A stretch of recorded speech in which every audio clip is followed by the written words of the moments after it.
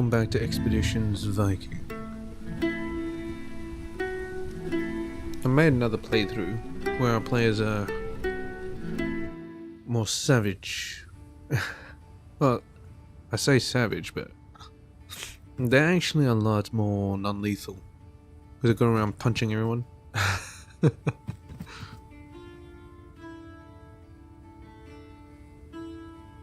Speak to Ithred in Eorfork.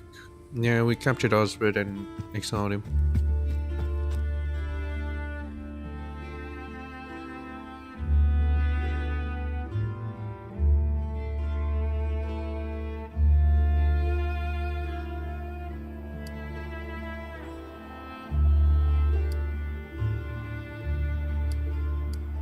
Yeah. In my other playthrough I made it to this point, and I looted the church. Which is kind of nice.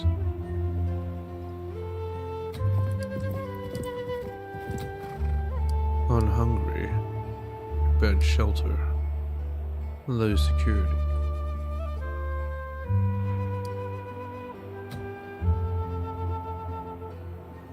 What does shelter provide me?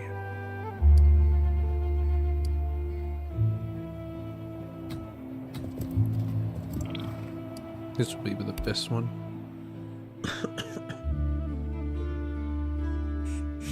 Maybe it's for us to get a well-rested bonus.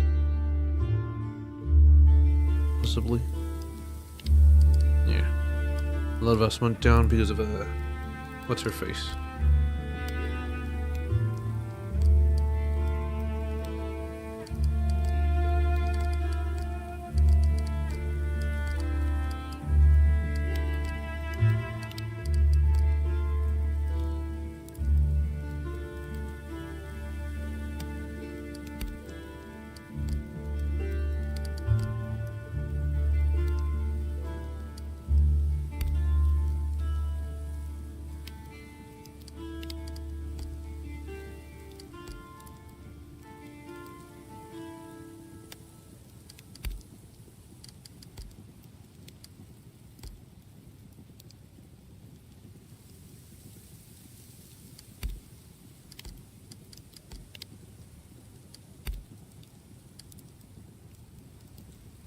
Monkant will not become rested.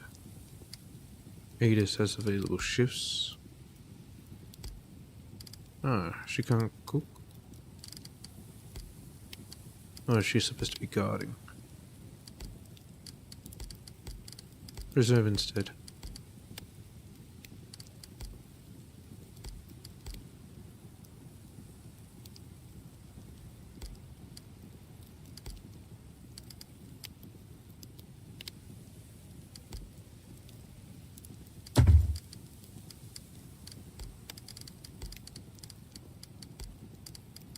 Said he'll need bulk. Yeah. And then preserve the rest.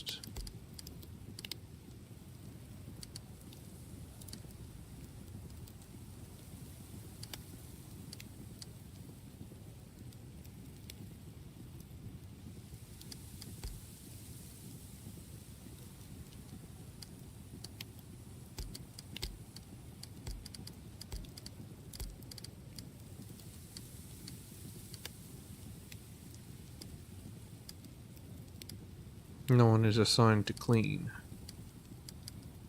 Well, that's because of this. Oh, she can't clean anymore?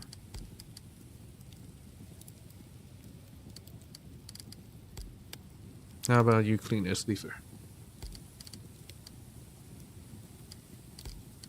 And rest there. And it can guard here. Rest here.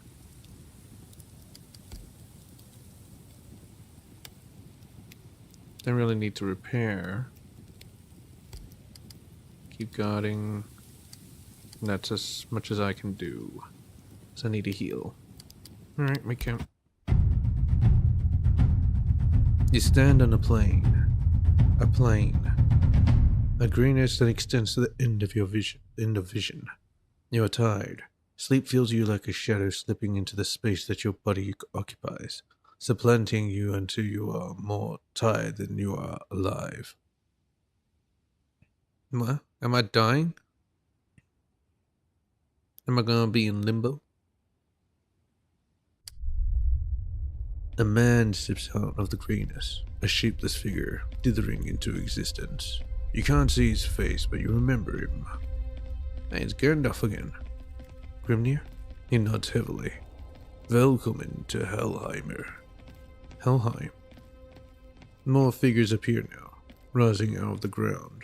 They float lazily, aimlessly away from you, heads hung low, feet dragging heavily. The wanderer turns his back to you and begins to walk.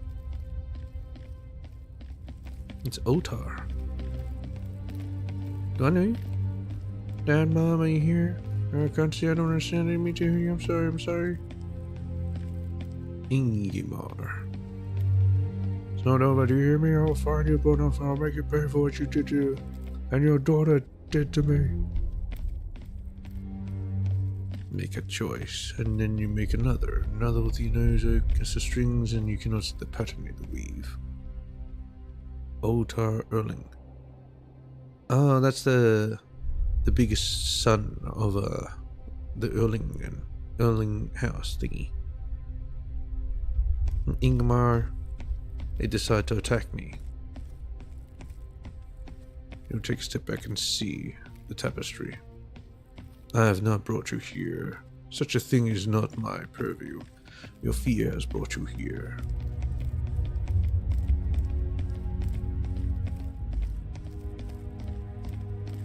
Yeah, I'm still a little sick. I think by next week I should be fully recovered. You will fill this place with the ghosts of innocence, and that is the price you pay to be remembered. I think I understand. I don't understand. Thank you for showing me this.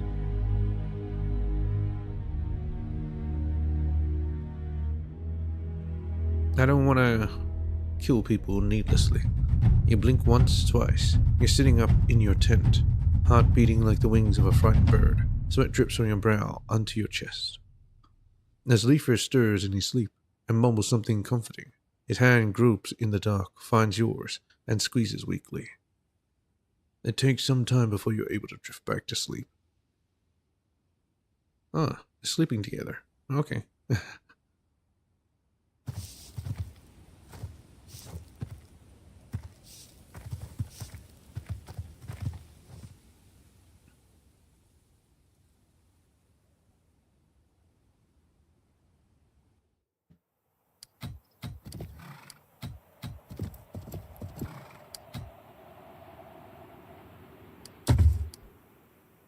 Also, I have no thralls, so everything's taking ages.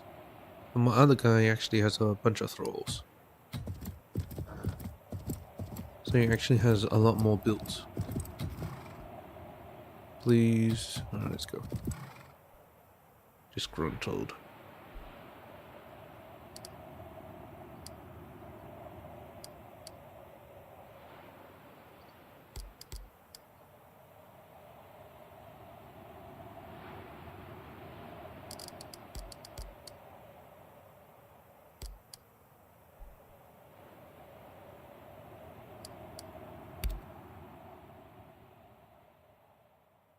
I'm gonna take Morkan throughout this entire journey. So he'll be like Katil and Neya. Or Nefya. You'll see this entire journey. And also he's my translator, so yeah. Do I have anything new? No, do not. Alright, let's talk to Aethelred. At some point. That's what happens when you have too much characters. What the fuck am I supposed to do?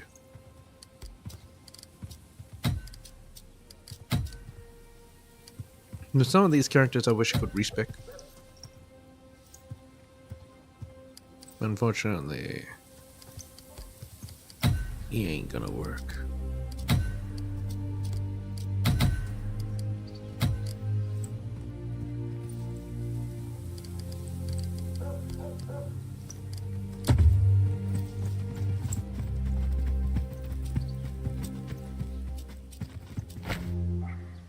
Alright, let's just head straight there. Final expedition. Lady Favors. August.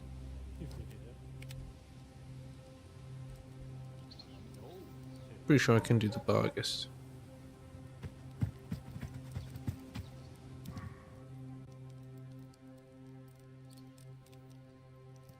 At least I'll try to. My other character did do the August.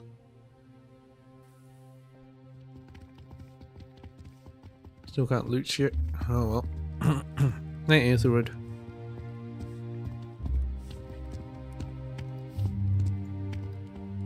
Seated on the throne with Osred's crown on his head. I should have shared his crown here. Aetherwood finally looks like the king he was supposed to be. He dismisses his advisor with a wave of his hand, and stands up to greet you in his hall. King or no, his manners are as brusque as ever. There you are. You never got a proper welcome to Eoforwick, isn't that right? Let me get that out of the way first then. Welcome to Eoforwick, Elftis of the Danes. God be with you. It seems we missed the battle of Eoforwick. I'm owed some sort of reward for my services during the Battle of Inglewood. They're not mentioned rewards all the time. There was no battle. Osred the Fool had left the city entirely undefended to attack us in Inglewood. His forces scattered afterwards, and we simply marched in and took down his banners. Speaking of which, I will not let you go unrewarded for your aid in defending our camp. Wada? Wada whispers something in the ear of a servant who promptly leaves the hall. One moment, your highness. Very good. Congratulations on your return to power. I take it this seals our agreement. At your back and throne, assume you have your support at home.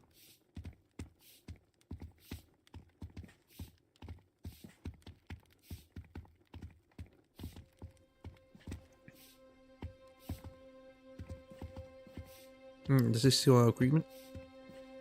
Netherid sighs heavily and delivers himself back into the embrace of his throne. No. What? Behind you, some of your herdmen start angrily, but the king holds up a hand. I consider you my allies. I will gladly support you politically, but I cannot send my warriors to aid you. Political support can be powerful, but it will not be enough. Without warriors to support us, our alliance will seem hollow, toothless. I thought that might be the case, but it's all I can offer you at this time. Well, trade will be nice anyway. The servant returns with a small chest. He places it in front of you and opens it with a flourish. It's filled with treasure. Well, and treasure, of course. Clan prosperity. Let the contents of this chest serve as my thanks to your services during the Battle of Inglewood. I'll put you on the throne. We had an agreement. What will it take to earn your military support? You're going to war with Pictavia, aren't you? He leans forward. Precisely. That's why I can't lend us support. Lend us support. Constantine is still struggling to untie the clan's unfortunate alliance with Dal Riata, but already Pickland poses a looming threat. Once the war is over and Pickland is ours, then we can talk about sending our warriors to support you in Jutland. That could be months. Such a war may well last until winter. It may.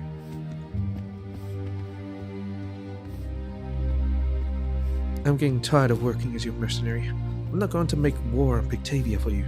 Fine, I'll help you subjugate the Picts, but you must swear to send military support for the Owl thing. Aetherwood places his hand over his heart. Out of the corner of your eyes you catch Wada smirking. I swear it. When Perth is taken, I will send 10 ships of warriors to aid you. Or probably betray me. Talk to Eoforwick about making the first strike. He and Wada have been planning something. One more thing before you go. I'll be quick. There are certain things you can do to make His Majesty's return to the throne a little smoother. Speak to the heir Elderman Sikka in the courtyard just down the street. He will explain. Eoforwick bows before you. Despite everything, he still smiles. Your Grace. So you serve Ethelred now? He picks his words carefully. I am the champion of Eorfwick. The title was hard earned, and I wear it proudly. My duty is towards the realm and the city. I would have died to protect Osred if he had asked me to, but he commanded me to surrender alongside himself. Now Ethelred is king of Northumbria, and I aim to serve him with the same sense of duty and loyalty that I previously showed Osred. What happened to Osred? He left immediately. He traveled west with a few of his most trusted men to the Isle of Man. Do you think Osred will return? Considers a possibility for one. On some level, I hope he will. He was a good ruler, in my view. Not strong but wise, and attentive to the needs of his people. Ah. Dang, and I deposed him. Well, it was his fault for being such a bitch. However, for his own sake, I hope he finds peace in his exile. I fear he will not survive an attempt to retake the throne. I'm told you have a plan to attack Batavia?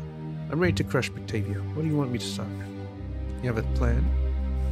He nods in a business-like manner. We'll start with the town of Dunfries. The conflict between our kingdoms has long simmered there.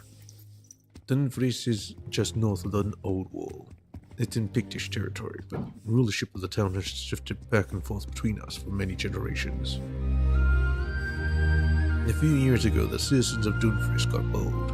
They organized under a woman called Ablin and declared independence. Of course, the former King Osred sent a fyrd to convince them to submit to Northumbrian rule. Unfortunately, Constantine did likewise. Who controlled this town when they declared independence? So is it still independent? I'm not sure. It's always been a complicated situation. Are the people there Picts or Angles? Both. The population is mixed. Ablin herself is from a family of mixed heritage. What makes this town so important? It's quite well situated along the border, making it a useful place to garrison troops, and it controls a lot of farmland in the area, which is ideal for supplying an army. Alright, how can we help? So what do you want me to do about it? Go and meet the Ealdman Wolfsiege in his camp outside Dunfries. He must have heard of you. But we'll send a messenger ahead of you to make sure he knows you represent Ethelred. Wolfsiege is an experienced commander. Like myself, he is loyal to the crown, no matter who wears it. He and his fyrd have been there for months. They'll have a plan of attack ready. I'll think about it. We'll go there at once. I'll see when I get around to it. I'll think about it. Very well. There have been no developments in that area for a very long time, so I'm sure there's no urgency. Bio Gisund. Oh, that's it? Got to do another quest. Well, it's not really surprising.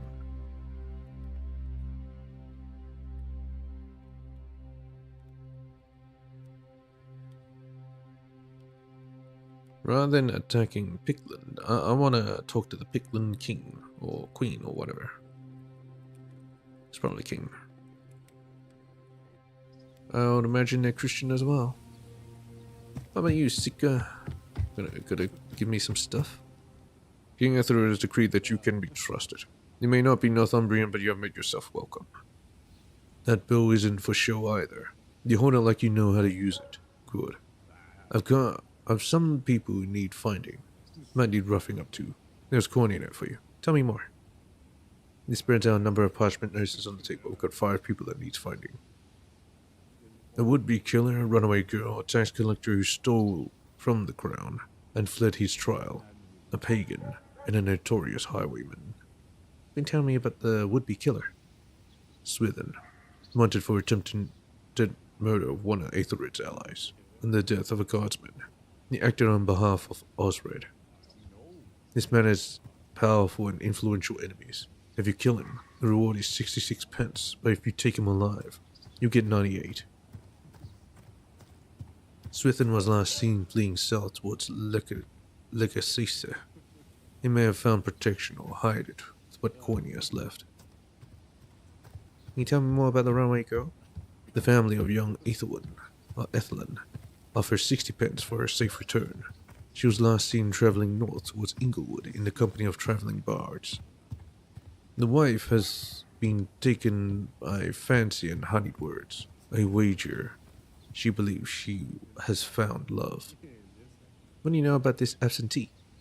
One of Osred's tax collectors by the name of Waltheoff has absconded. His trial is guaranteed to end with a considerable fine for all the taxes he has failed to produce. Likely is that he means to buy passage south, to Mercio beyond. Such might be bartered from the bootsmen of Scarborough. The King's Court offers 55 pence for his return to stand trial. Should Waltheoff be killed, the reward will be 30 pence. Anything I should know about the pagan? Earward, known to lead his community in the worship of the old gods in the swamp of the northeast. 52 pence is offered for his death. 72 if you take him alive. The church says that they who abandon the light of God should be forgiven. Doesn't say much about the curses and sorcery, though. I'd be careful around that one. No matter what powers he may have, he has likely sought out those who believe as he, who will fight and protect him as a brother. That highwayman, what can you tell me? Dudda, the Black Hound of Pennines, is being trouble. This one sent others after him before you. Not all of them came back. What I hear is that he's holed up in the Highland Plains to the north, far into Pickland. Hasn't moved away, so he might have dug in. Be careful. Don't much care for the Black Hound alive at this point, so I'll pay you the full bounty of 116 pence, whatever way it turns out. That's why I need to, hire some other herdman that, punches people.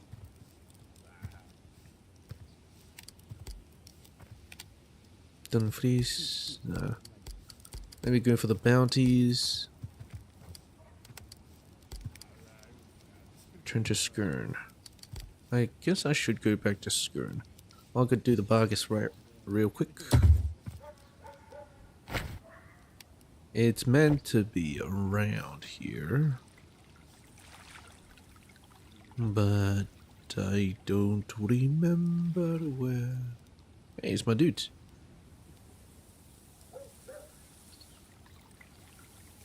Oh, here it is. I don't know why it's not showing up, but it's right here.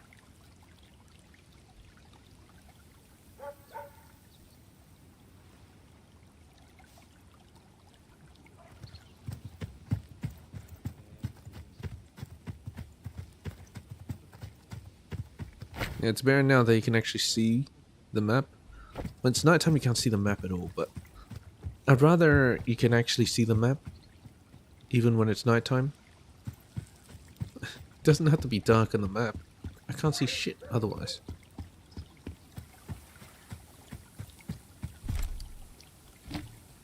You kneel down to examine the corpse. Its wounds are many and worryingly savage. Examine the body. The flesh of its chest is nothing so much as glistening ribbons and fetid guts. Strong jaws and sharp teeth have torn hungrily into it. This looks like a dog attack to me, albeit a particularly unpleasant dog. Let's see if anyone nearby keeps dogs then. Examine the area. They're difficult to make out. You discern tracks in the packed dirt of the alleyway. Large paw prints and grooves scraped by long claws. Listen carefully. Through the somewhat foreign sounds of Eoforic's urban life, you make out a distinct impression of chains rattling as they are dragged across the ground.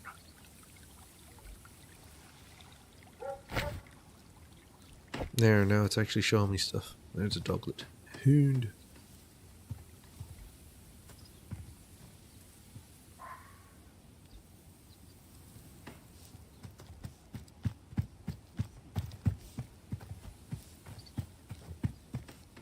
Look at you all, menacing and foreign, come to raid the home of a bold woman. I warn you, my dogs are fiercer than they look. Do you let your dogs roam at night? She laughs a reedy, hacking wheeze. My darlings did not kill that poor man in the alley. Is that not why you're here? Be glad you have not seen the creature that did it. The man came to me, claimed to have seen a great beast. It's this creature that haunts your city. Is it the Get of Fenrir? I've no time for nonsense. A man is dead and another scared witless. Tell me what you know. They came to me here. Then his days run short. I'm afraid there is little to be done. A moment ago my darlings went mad with fear. They barked at the walls, like the devil himself was there. Mark you my words, Norsewoman, another victim lies within the old walls. Vargas? Her eyes grow wide and bright, a strange fervor coming over her old form. It enters our city from time to time. It does. A great black dog with fiery eyes. The snickets and ginnels of Eoforwick have become its abode. Death follows where the Vargas passes. Beware the rattle of chains. Tell me more. When it appears, all dogs follow it, howling and baying. When it lays across the threshold of your house, your end is foretold. Superstitious drivel. But no, it cannot cross running water. It will find a way to you, but it may buy some time. Thank you for your time, Elder. You believe the strange things. There must be evidence of this creature elsewhere.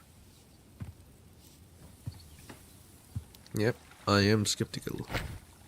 Let's go to it. It's nice. Now I'm getting an indication of where I'm supposed to go. Makes it easier than looking for the alleyway. God dang it. Is that thing dead? It's bleeding, but I think it just had babies. The stench of gore hangs heavy in the air. You kneel down to examine the remains. Look at the face. It is a bloody mask, twisted into a grimace of fear and pain. For the briefest moment you feel a niggling sense of familiarity. Then you recognize him, the frightened man who pleaded for your help earlier. Poor bastard. Guess he was right. The beast did get him. Look at the body. He is laying belly down.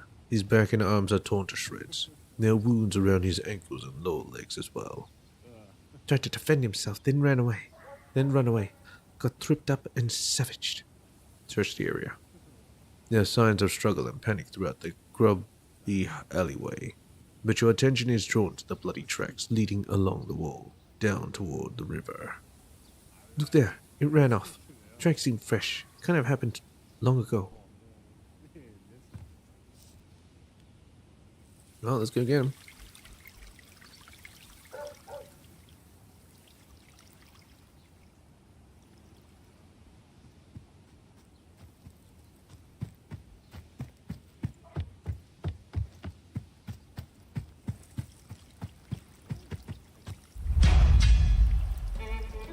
Take up positions.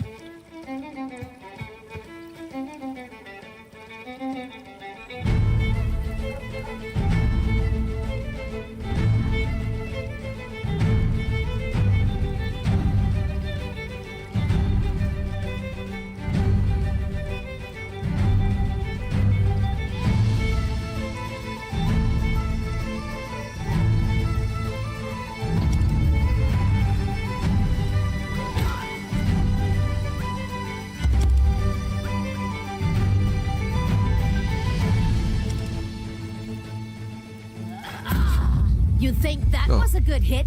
Wait till I'm warmed up. Killed it in one hit. Light infection. Oh, because he got hit by it. Oh shit.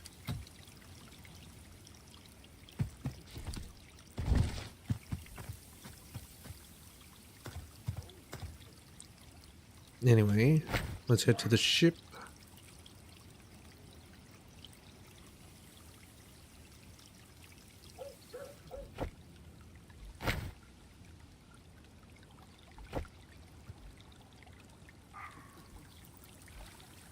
Get out of here.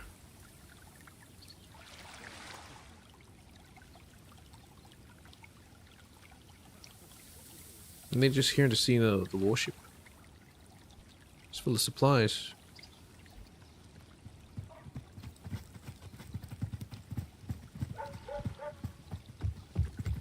Never seen a ship before. Not that ship before. Let's head back to Skern. It has been a long time coming.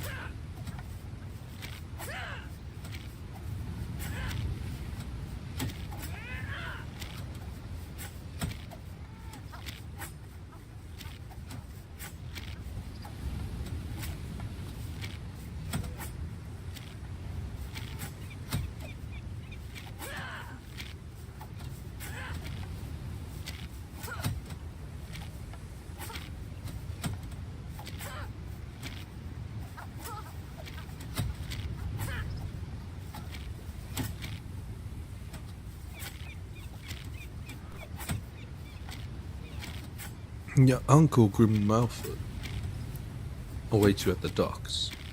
Nelftis, Good to see you back in one piece. He grasps you firmly by the wrist. I came to give you my thanks for taking on Skill's men this winter and throwing them out of the forest. Your mother, Astrida, in her shrewdness, has learned that they were tasked with my murder. I owe you my life. Won't Skill attempt to have you murdered? Now she does not know, but I can venture a guess. I am the most experienced warrior left in Skirn. As your father's last surviving housecarl, I have quite a reputation among our neighbors. No doubt they learned what my experience could bring you. Should they be forced to mount an outright attack against us? Then I'm very glad to have prevented it. But I didn't know that there was a threat against you. You owe me no particular gratitude.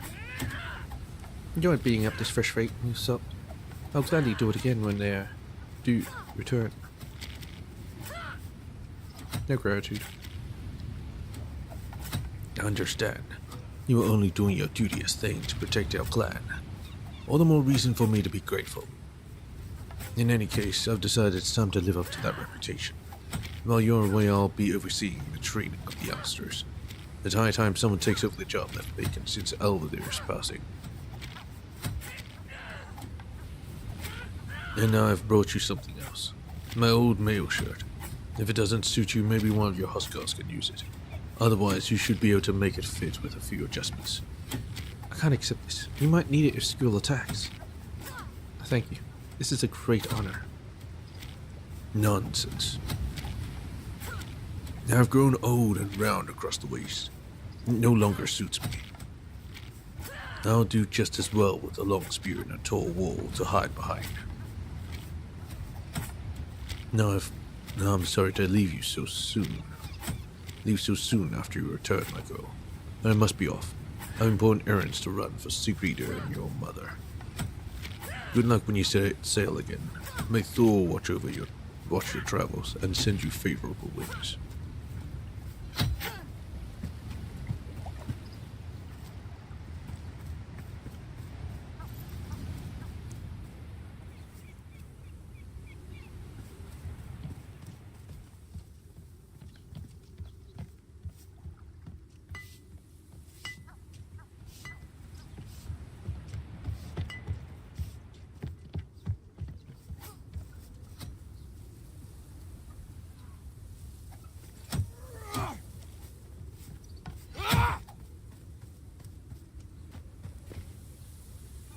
This spell represents Niflheim, the home of ice and cold. I got the herbal glade, so I'm getting all these herbs. I hope they regrow. Hey Hulda. Hey Luxel, my dear. Yours is a face I don't see too often. You need old Hulda's help? Some I heard may have been injured. Will you treat them? Ah, the poor dears. Of course I'll help. Here, let me see.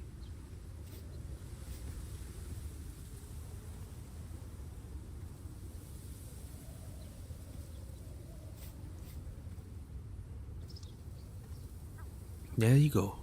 Just let that sit. Time and sleep will take care of the rest. I'll swing by once in a while. Hey, I'm glad you came over. It's good to be home again and check in on Hulda. This boy has been taking good care of her. You should talk to her. She's all here today.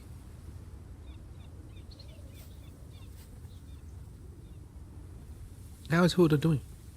Worse and worse. You've seen what she can get like when it's bad. Her mind's not getting any better. When she's tired, that's when she tends to sleep. I don't know what to do about it. I thought about it, ending it for her. Sometimes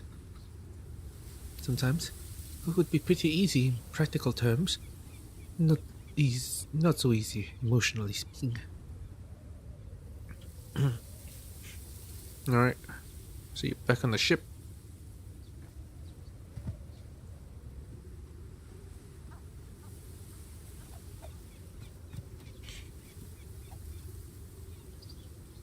Fair prices.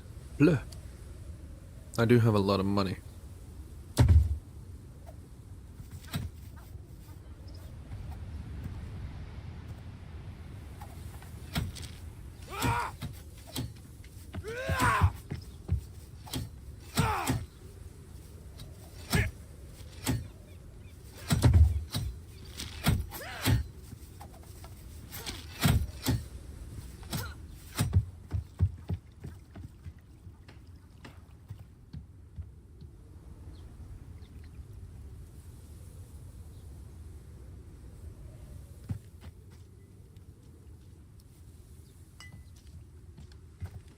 Let's go back to the house and see how Euphoria is doing.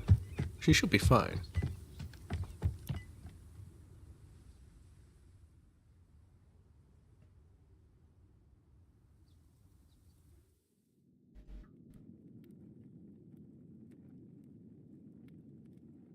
She's still in the bed.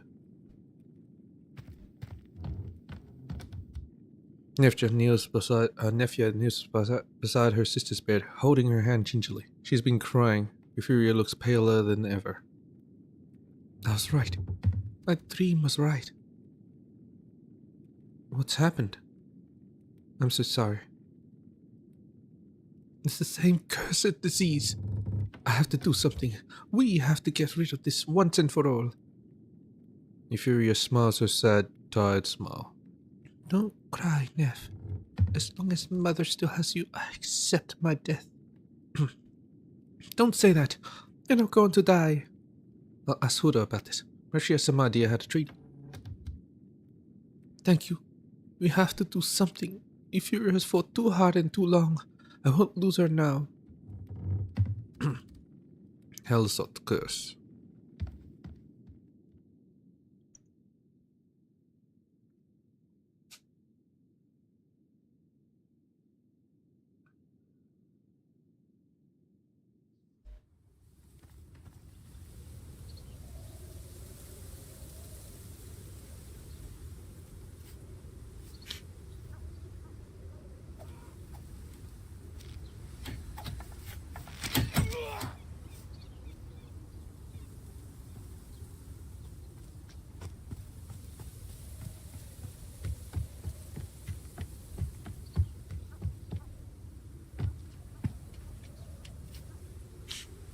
Nephia's family needs your help.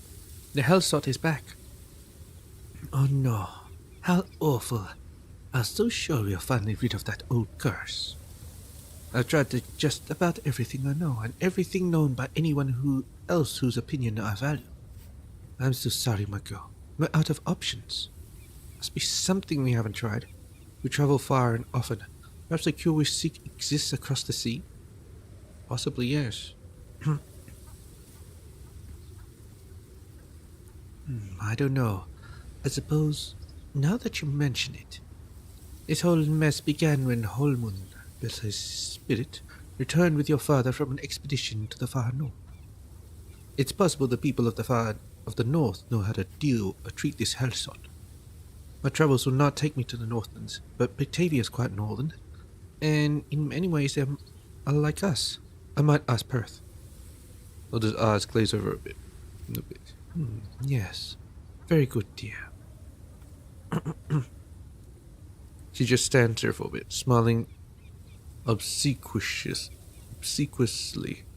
and waiting for you to go on. She's clearly lost track of the conversation. Thank you, Hulda. I'll see you again, right? Well, yes. Farewell, then. Always welcome here. That is so curse. We're gonna go to Perth. Now go back to Nefja and tell her that we're going to Perth to look for a cure. That means we can't really attack them now, can we?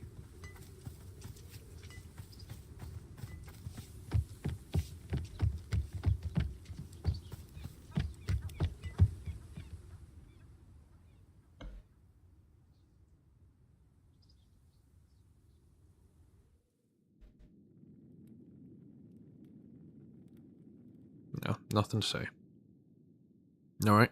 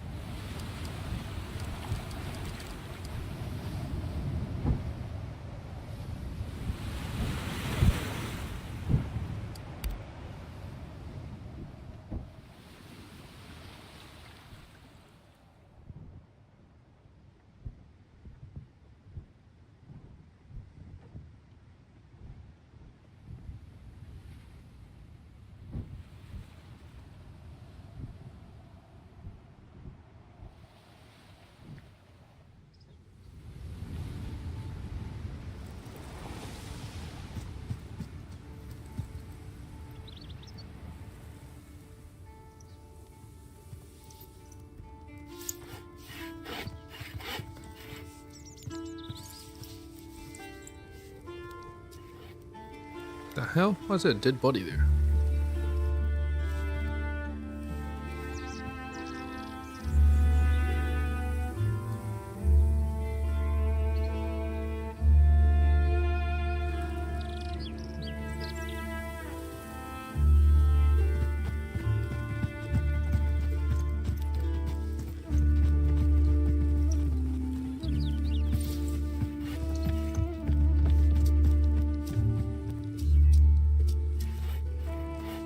I'm busy.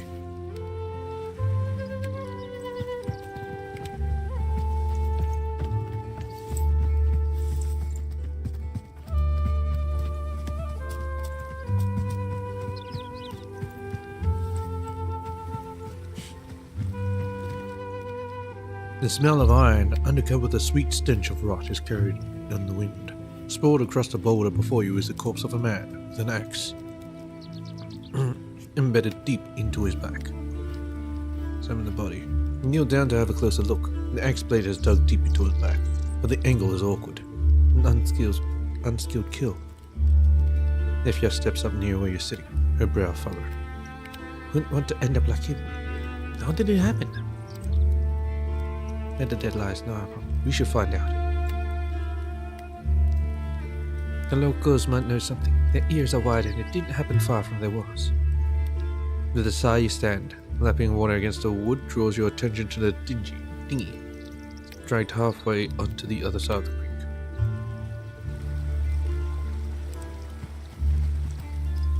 A small wooden boat has been dragged partially out of the water. Judging by the state of it, it's been there for a few days. Search the dinghy. Till leans in, his face agleam with a hunger for spoils. Anything worth taking else this? The boat has not been covered. Tucked beneath the wooden seat you find a linen sack full of hides and sundry valuables. Retrieve the sack. Deciding to keep the contents for yourself, you pull everything out of the sack and distribute it amongst your herd.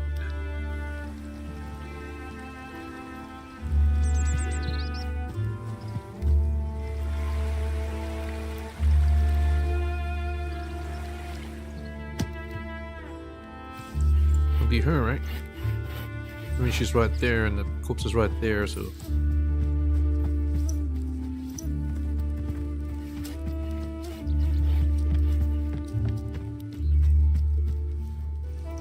Yes, just a minute. The woman before you is dressed with a lumpy, shapeless gown and her withered face is contained by a veil and wimple. It looks ridiculous. She finishes tying up the shaft bundle. She's been bent over and straightens up with a momentarily pained expression. Found a man dead behind your house. Have you been throwing any axes lately?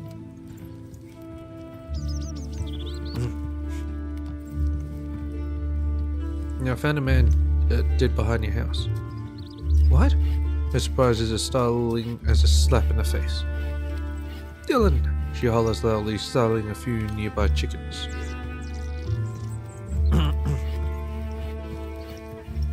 A coltish, awkward boy lops to his father's side. His eyes cast down and his shoulders hung guiltily. She fixes him with a gaze so stern and matronly, even you feel a bit sheepish on his behalf. What do you know about this? He mumbles to Chicky. I was just practicing my throw.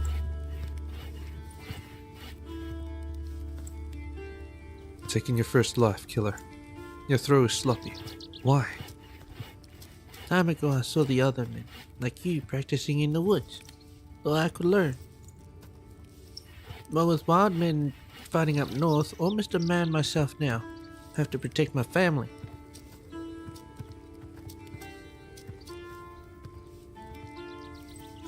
You should have been more careful. You must speak with McCollum, my boy. You turn to depart and are barely acknowledged as you leave the unhappy young man to face the consequences of his haphazard training. Okay. They just killed someone just for fun?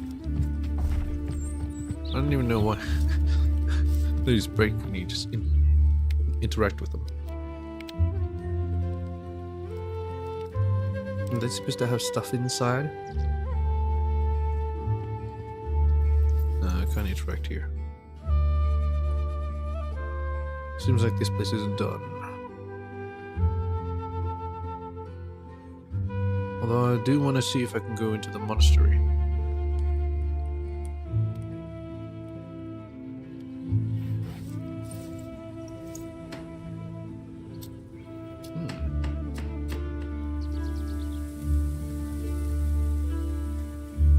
Nah, it doesn't seem like it.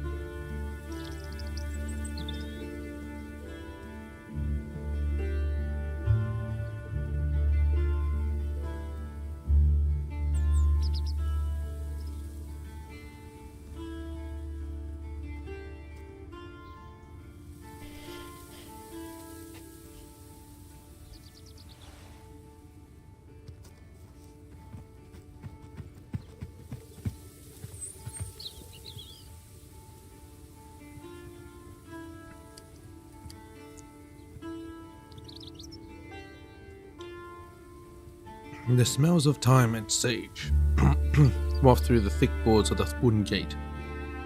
Underneath it, almost masked by the herb garden, the unmistakable aroma of stables. There are horses in there. What is this place? It doesn't look like it's like a fortress. Count jumps in eagerly, white teeth beaming in a proud smile. This is a covenant of the Augustinian order. The women in here have dedicated their lives to the rule of St. Augustine. It looks wealthy. Kyo pushes against the gate. And cues slightly. This gate wouldn't stand up to our axes. Count shuffles his feet in a distinctly worried manner. Maybe we should go back to what we were doing.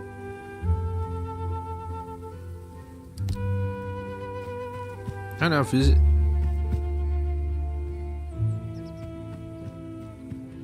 Guess not. Anyway, what are you doing? Looking at our ship. And crew.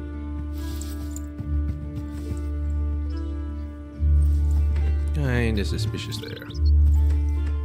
A young man with finely sculpted features sits at the edge of the cliff, staring pensively at the breaking waves. As you come close, you can hear him muttering to himself. He is lost so deep in thought that he doesn't notice you at all. But the soaring gulls above the tide. No. And with the screeching birds soaring high. Ah, rubbish. Pardon my interruption. I must speak to you. You're a poet, I take it. He sounds angry, but not with you. No, at this moment I'm not a poet. I'm a useless, driveling imbecile, incapable of forming a solitary, coherent sentence. He frowns deeply, but he seems to calm down. Sometimes, however, in rare moments of divine inspiration, I am in fact a poet. That's true. Presently, the poet squints. Wait, I recognize you. The ones who killed those bandits. Did you once know a woman named Kyr? He placed a hand on his chest as though defending against a heart attack. Ah, the fair young dowager of Eorfoik, blessed with beautiful dreams but cursed to live in an ugly world. I remember her fondly. I was charmed by her beauty, but I fell in love with her imagination. I wish... No, nothing good comes from dwelling on the past. She asked me to get her ring back from you. The ring she gave you. Hand it over. Sadness softens his features. A fairy ring. It was a dear gift. And I held on to it as long as my conscience demanded. Alas, I sold it last summer to a passing merchant. You sold Kyr's gift? How could you be so callous? Kyr won't be pleased. I don't believe you. Give me the ring. Yeah, Kyr won't be pleased. The poet hangs his head in dismay. I don't envy your role in this. The sweet dowager was always possessed of a delicate mood. She does not take ill news well, I'm afraid. I'll tell her what you've done, then we'll see. Kill him. You lied to me. We'll find out soon. The poet doesn't appear completely pleased by the prospect.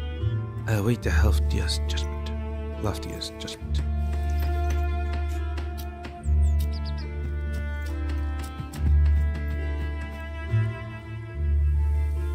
And then there's this group of people.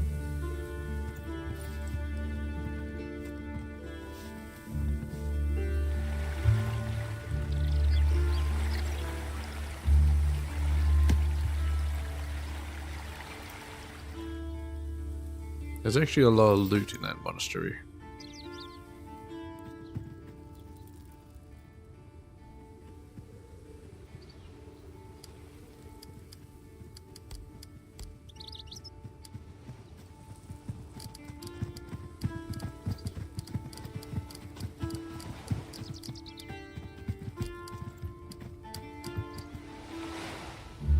A man closely matching Sika's description of the absentee tax collector stands on a pier surrounded by warriors clad in Mercia's colors. They've come for me. Help! The Mercians look at you, then they turn to the leader. The leader sighs heavily. Then he nods and draws his sword.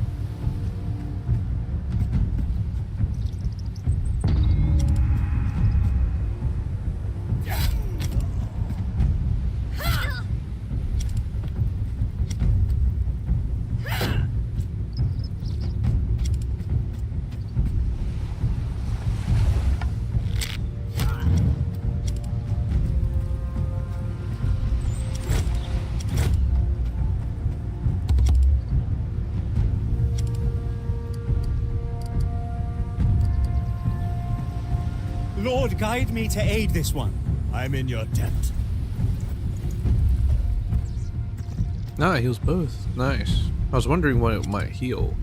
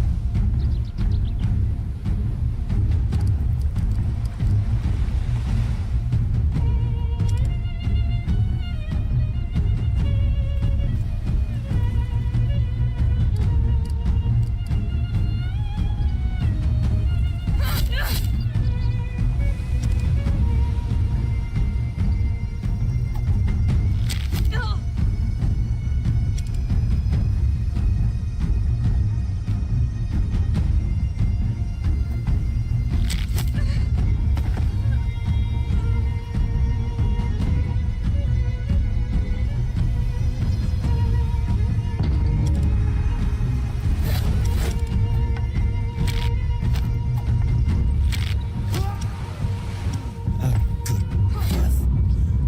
A warrior's death.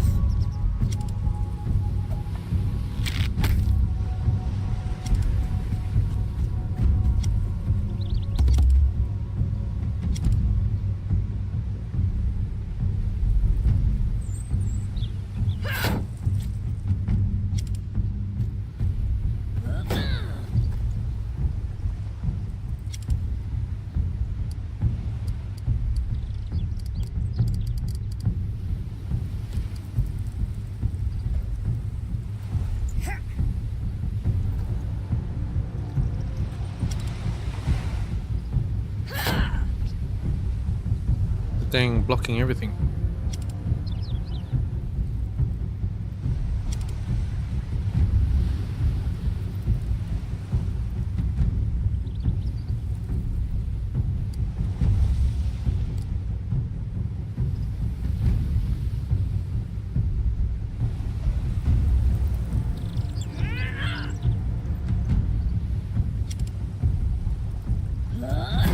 Yeah, I know how to fight. Surprised?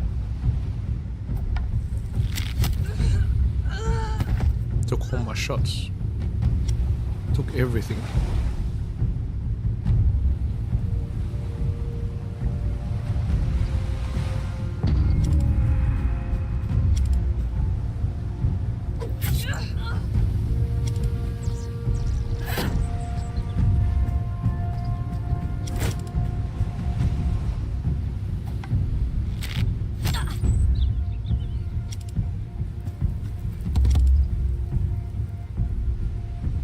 Theo. That's the guy.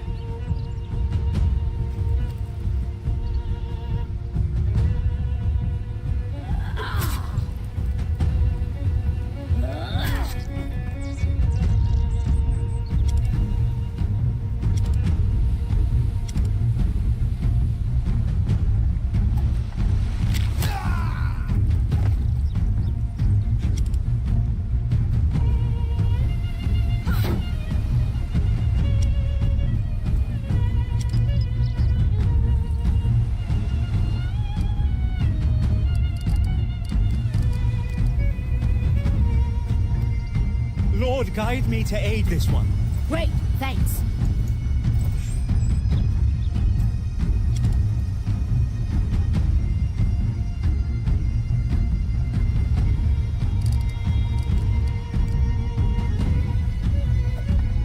Couple more hits like that, and I've earned a runestone. It was mad, man. He blocked a fucking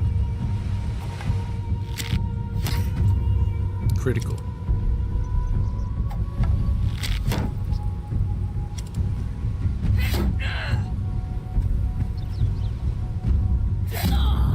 You're gonna pay for that!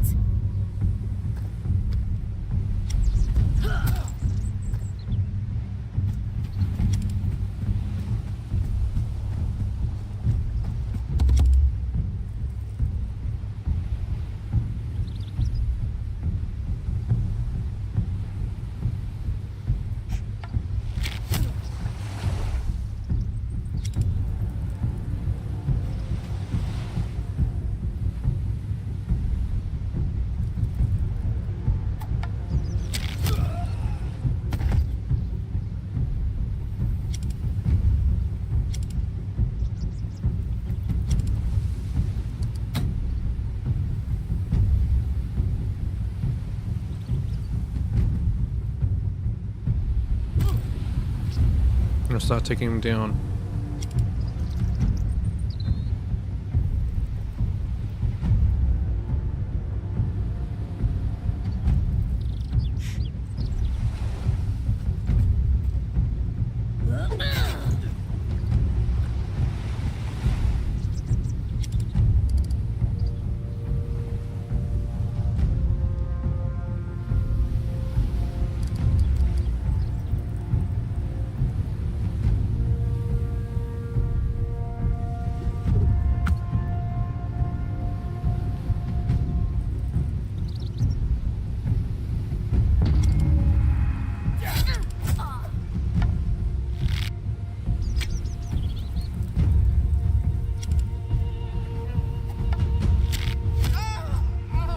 This looks like a wonderful place for a nap.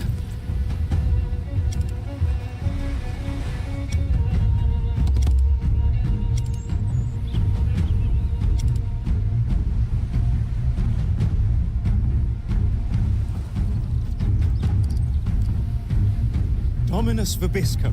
Thank you. They're really protecting him.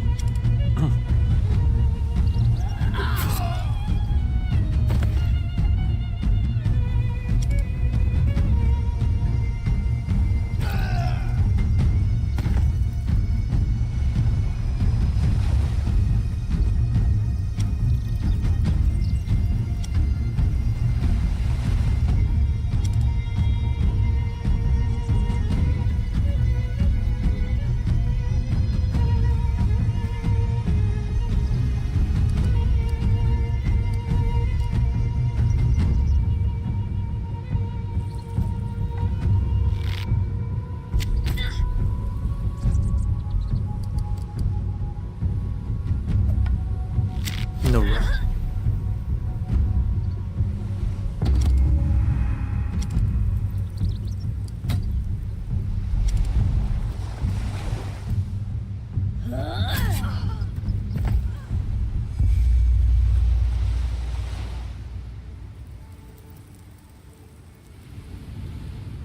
Moderate puncture. Unfortunate, but whatever. Now another shield, fantastic.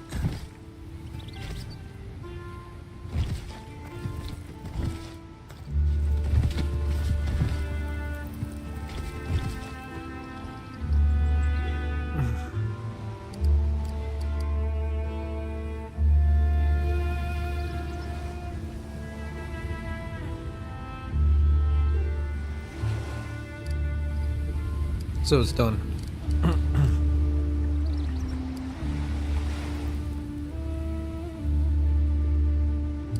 Nega sister.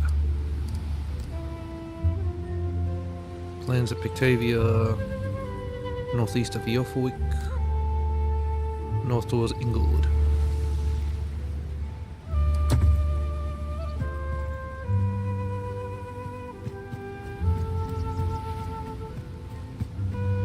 I don't understand why it's failed killer, because didn't he kill a guard?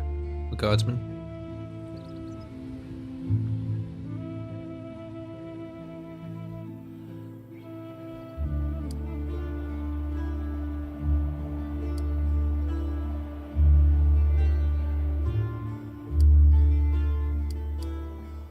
One was northeast of Northwick, right? Swamp, northeast. Ah, so here.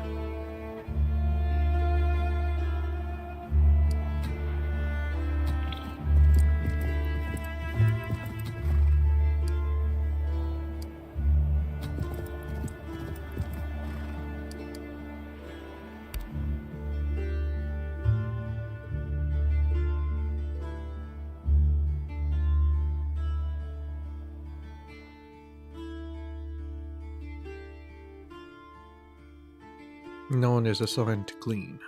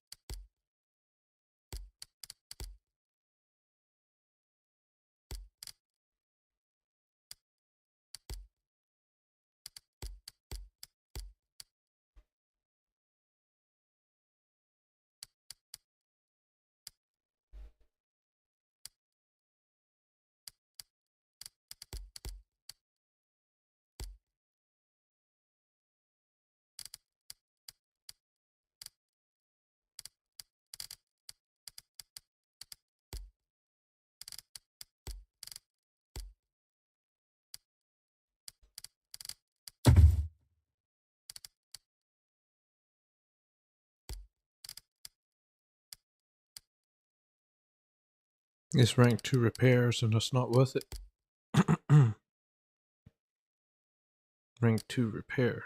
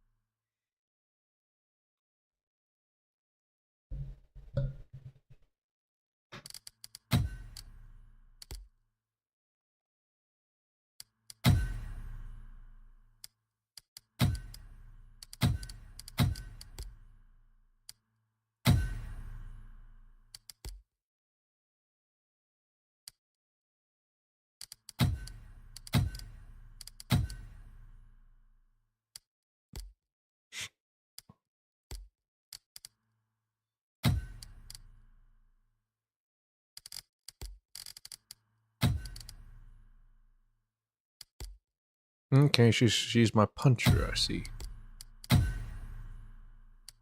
Very good. And so shall be. Always have charge for my punchers. It's very good to have Thor's favor.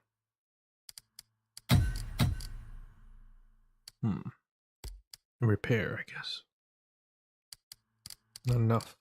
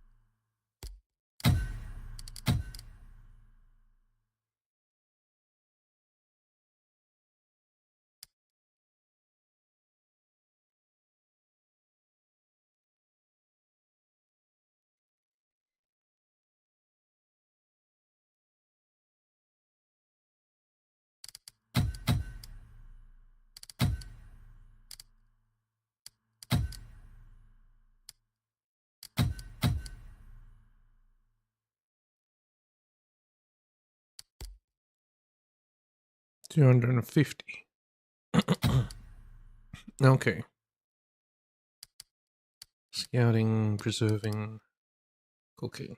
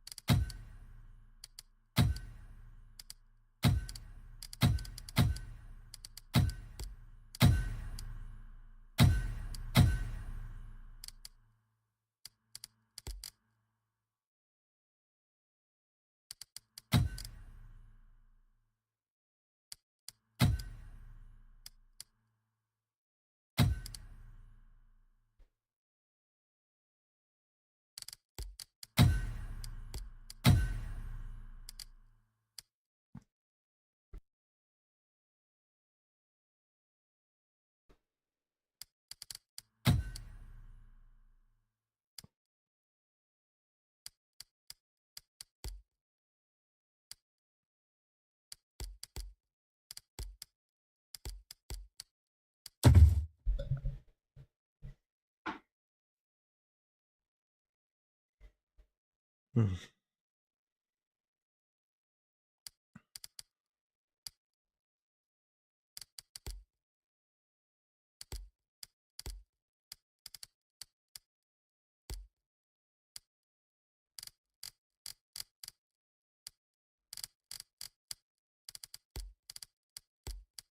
Repair the shields. They're pretty damaged.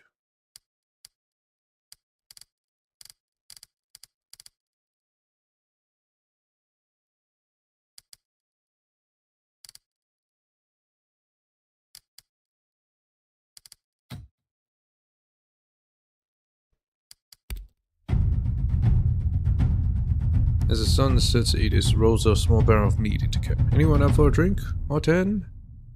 Gunnar grabs the meat from Edis's hands, takes a large swig and wipes his mouth with a sleeve before handing it back. It's the best idea I've heard all week. What say you of this? Let's turn this into a feast. Let's do it, everyone. Get your fill. I'll pass, but everyone feel free to partake. No, sit down and shut up.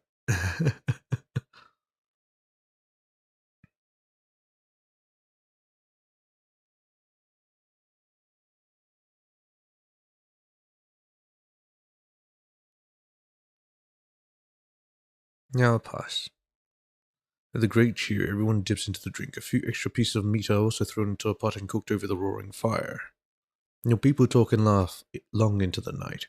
Those who are drinking hold back out of respect for those who aren't. But everyone seems to be having a good time, and they go about their tasks a bit more cheerfully. As Leifer stays by your side the entire night, not partaking in the meat either. What?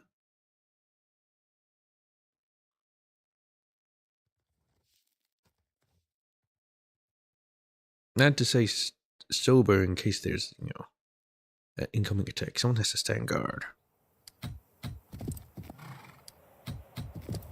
We got some more meat. Anyway, we're heading this way.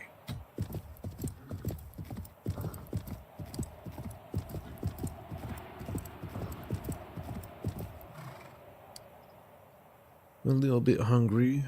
Reduced endurance and sense.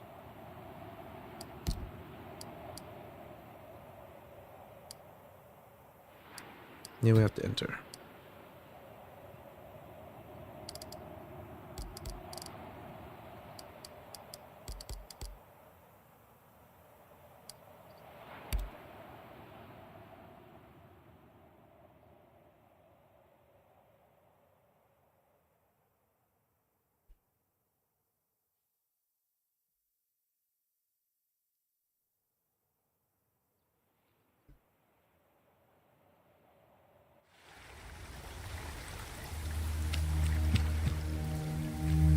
Deal with the field killer.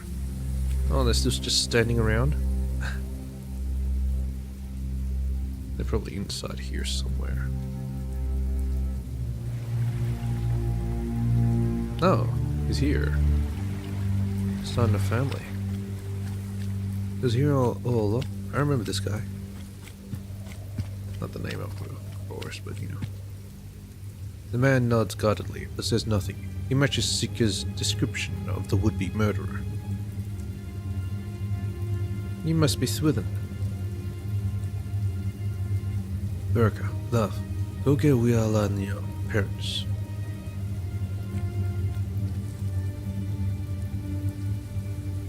What's this? Who are these people? They're here for me. We'll see about that. Why you gotta make this difficult, man? Also, why are you there? Makes things difficult for me, man.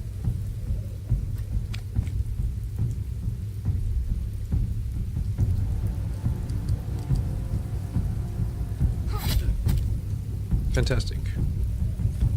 Go over here.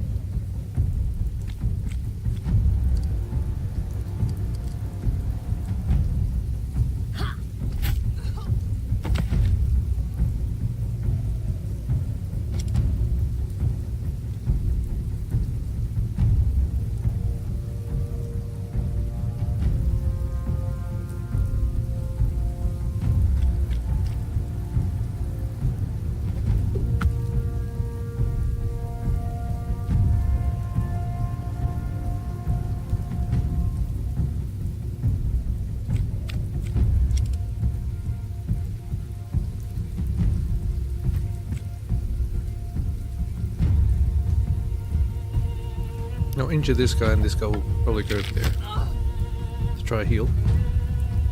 Maybe? We'll see.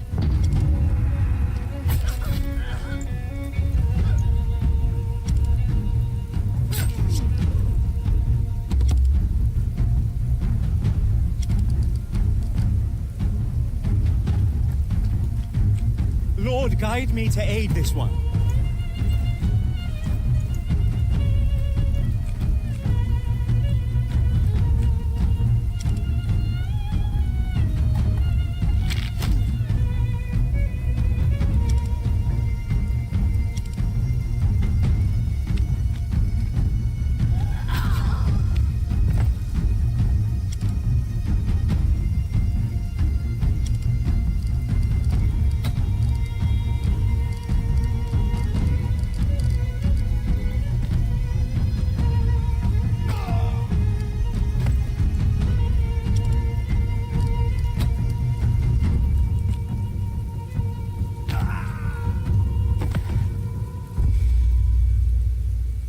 Two dead. 3 wounded. Didn't have to be this way, you could have just talked it out.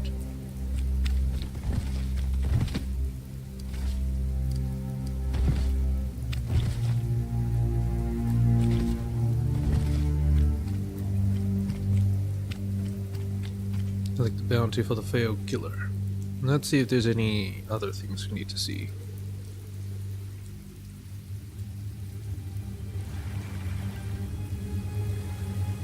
How's this?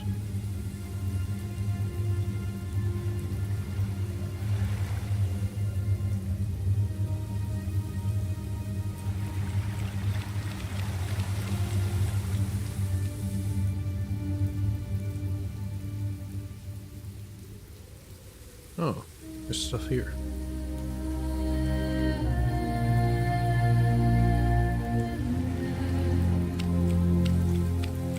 Not the big old rock.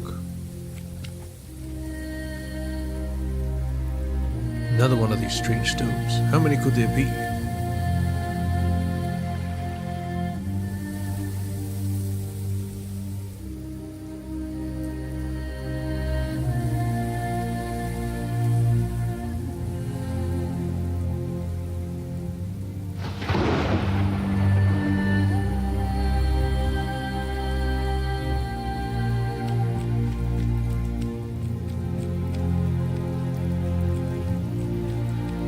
Everyone's dead.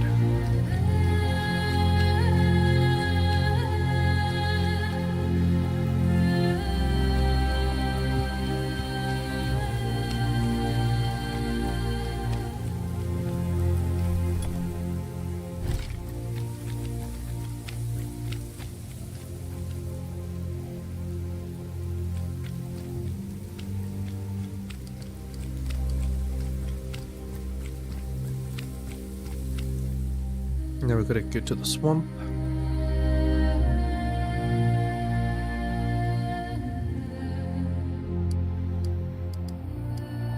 And highwayman. Nope. Yeah, pagan.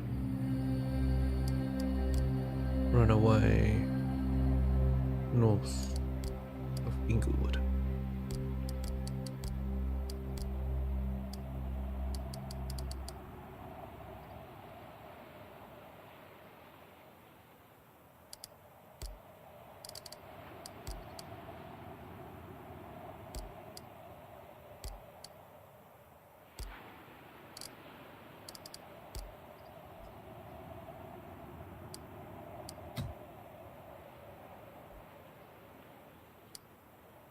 Occupied. Bad shelter. Medium security.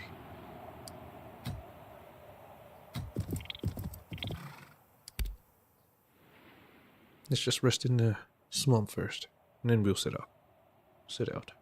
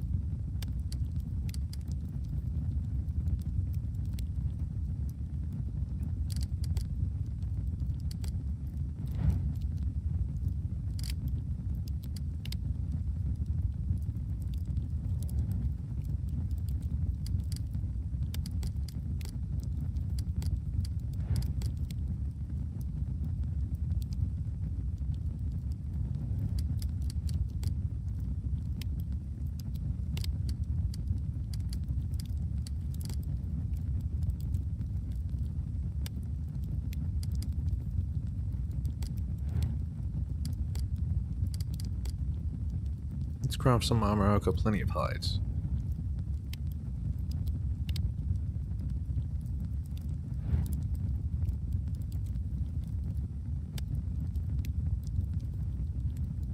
I'll take 60 and armor balm.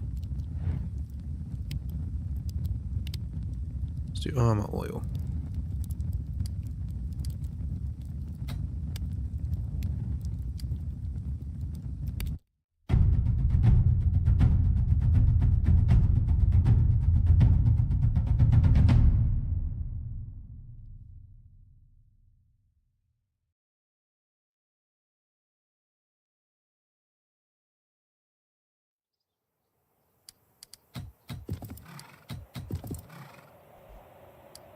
Clan prosperity increased.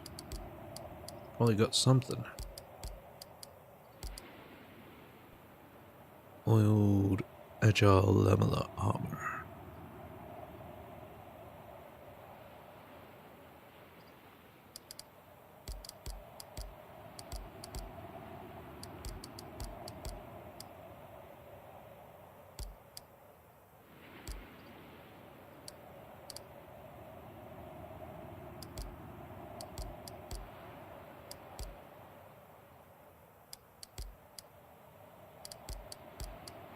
I guess I could give it to Catil.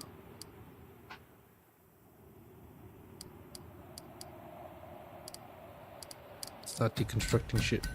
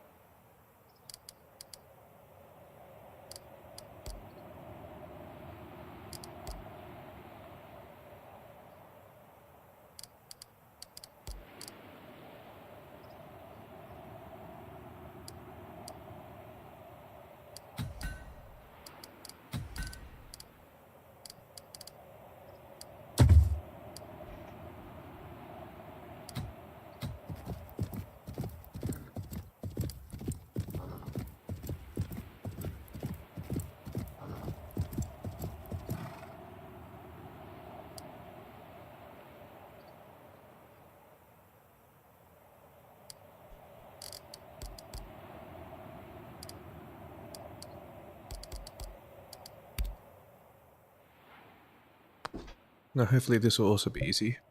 This the pagan. So it's one of us. A Viking.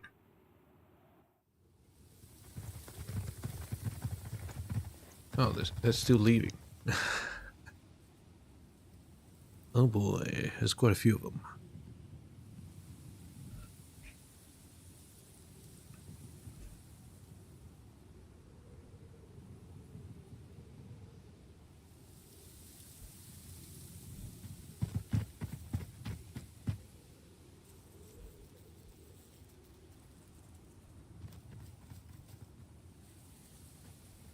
Let's scout out what these two are doing.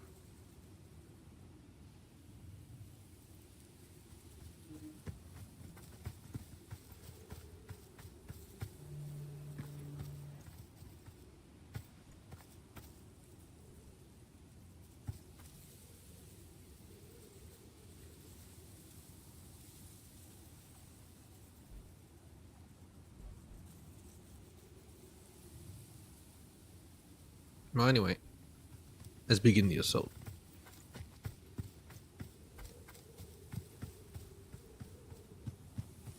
I want to attack from this direction to get this archer. You clearly interrupted some kind of ritual. Brothers and sisters, looks like we have visitors. Are you here, Wood? I know why you are here. You're here for my head. Well, you will not have it. Defend me, my children. Attack the outsiders. Children. There's a lot of children.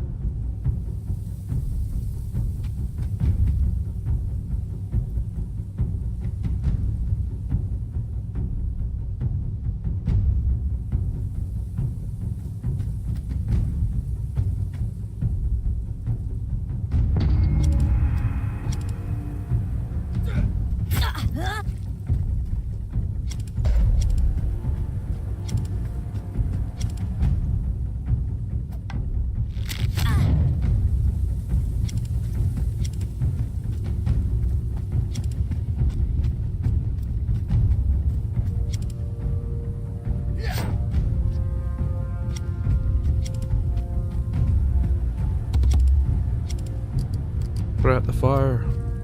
Dominus Vobiscum. Thanks for the help.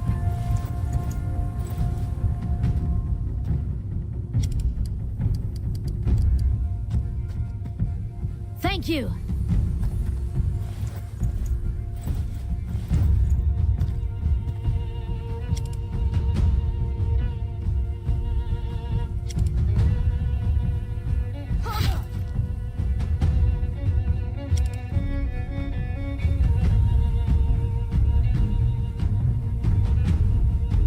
Heelwood. Okay, so it's the archer. Alright. You will fall, like all who face me.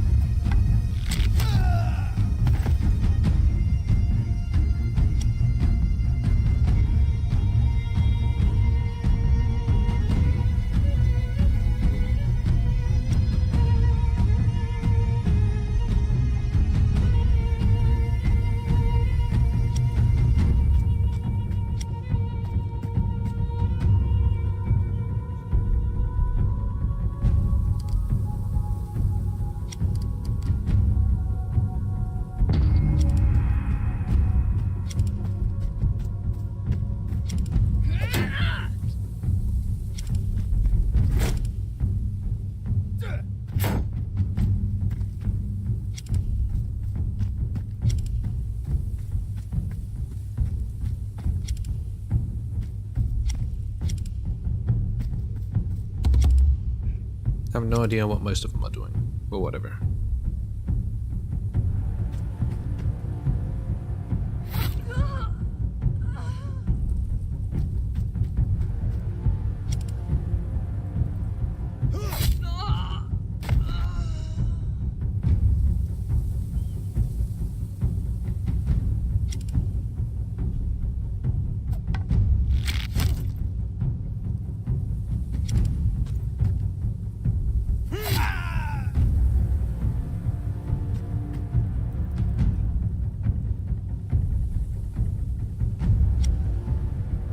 Seal him up.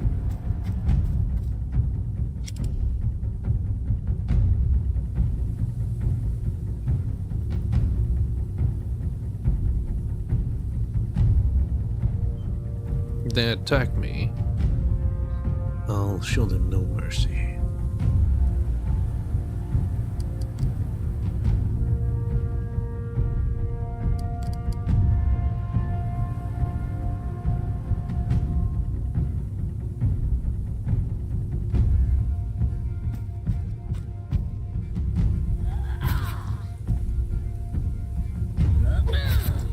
Relentless again. Holy shit. 3 pokes.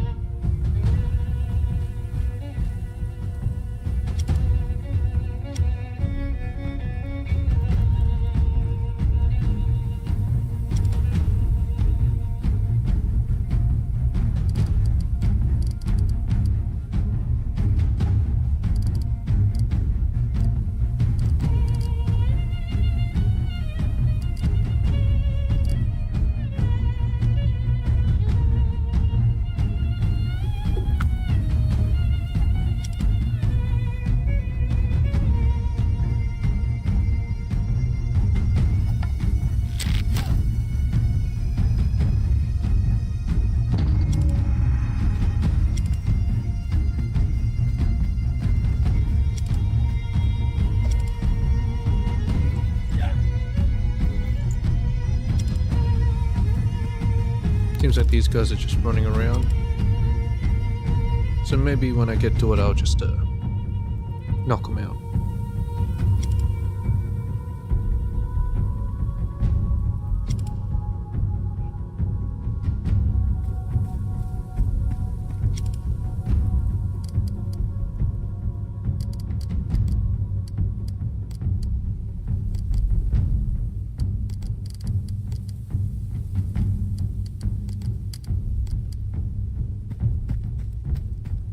Clobbering time.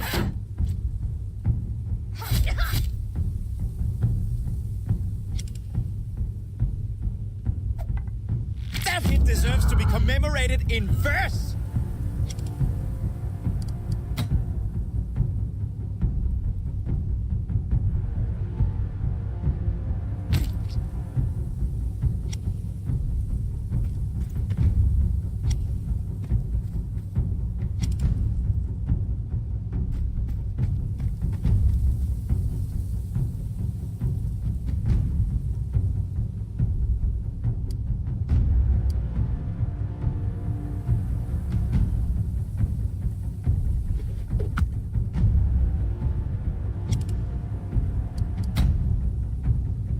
I've got a knife. Never mind then.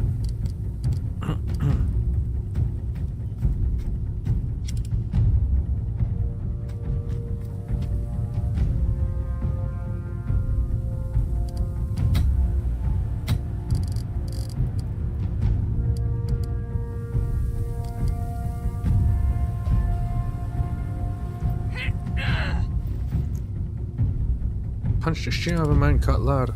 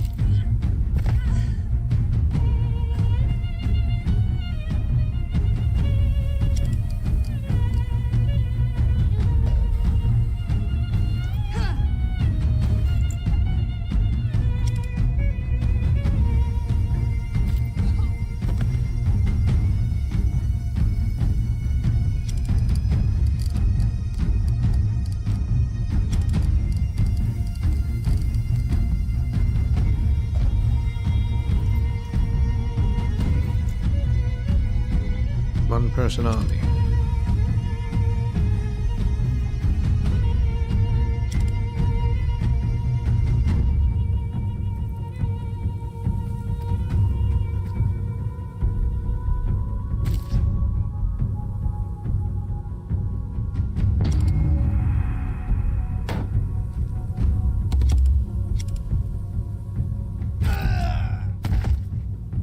That's basically my other guy. Just wearing a shield and just going around punching everyone. Okay, we got him.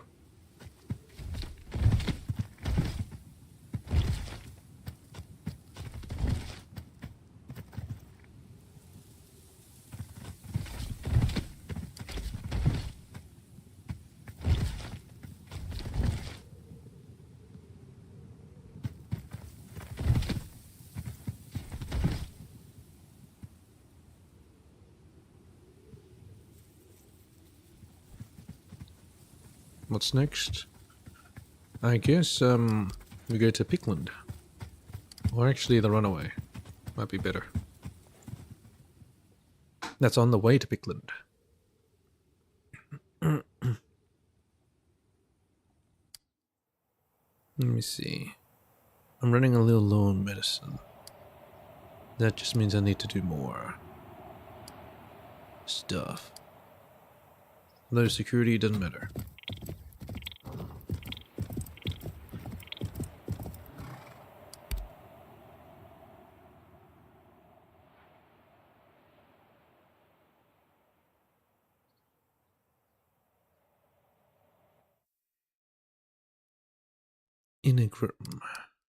Enneagram.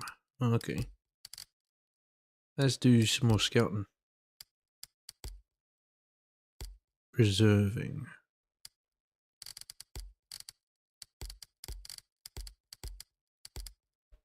16 meat will spawn in this camp.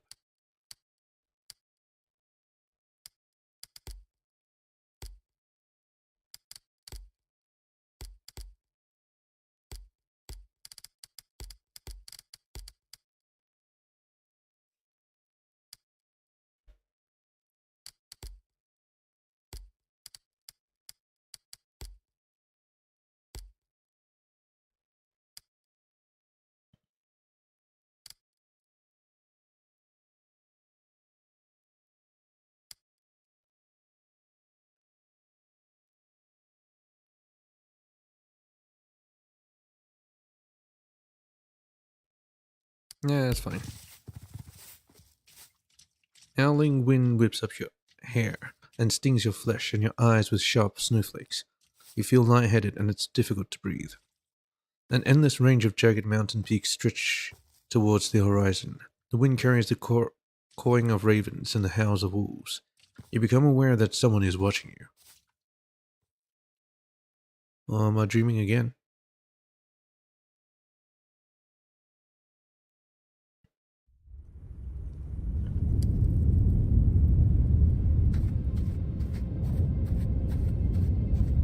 Jerry and Fricky. Not Jerry and Fricky. Enjoy the view. You can see everywhere from here. You can see right to the end. Where am I? At the top of the world, and you must ask better questions. How will this end? For me, it will end with eternal winter, snow scarlet from the blood of gods. For you, you'd have to ask the Norns, but they're not talkative. It's not all predetermined, of course. The major lines have been laid out for you. Not so much branches on a tree as strings unraveling at the end of a frayed rope. Have no say in the matter? The old man lets his gaze wander upwards into the night sky, where thick rivulets of snow swirl from great dark clouds. A difficult question under the best of circumstances. Much about a person's course is determined from the beginning.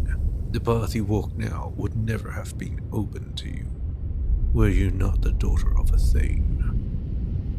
Had you been born elsewhere or in a different time, you might have been a philosopher or a slave. You might have spent your entire life staring into glowing glass. Regardless of the life you were born to, your culture shapes you. Had you been a chieftain or in a Christian country, you would not be a warrior. You are also shaped by your upbringing. Had your parents not instilled you with their proud defiance, you would not have crossed the sea to defend your freedom. Yet despite the compulsions that rule and restrict you, humanity has an inherent certainty in its own self-determination. Even if you decide your actions are not always your own, you cannot live accordingly. If you feel with every fiber of your being that your decisions are your own responsibility, what difference does the naked truth make? Will you guide me? No. Such guidance would bring you only the illusion of safety. Grimnir begins to turn away, but then a thought appears to strike him. Many have asked you of your intentions, raider or trader. Are you beginning to see the lie behind that choice? I'm gonna fight other people's wars just to trade is bullshit. What if peace were never an option? A story requires drama, and drama requires conflict. What if your real choice is which tragedy to perpetrate? Suits me well. Peace was never my goal, and so be it. Things rarely turn out the way you want. I'll do anything to avoid unnecessary bloodshed. Will you turn home, abandon your quest and give up on your clan? You know what will happen if you come back empty-handed. Fate has set you on a grim course. You can ride it out, or you can jump off the wagon. Or you can double down. Wouldn't be much of a choice if all options led to success. I'll have to double down. I can't leave with nothing. That's why I have to go through with this stupid ass shit to go to another war.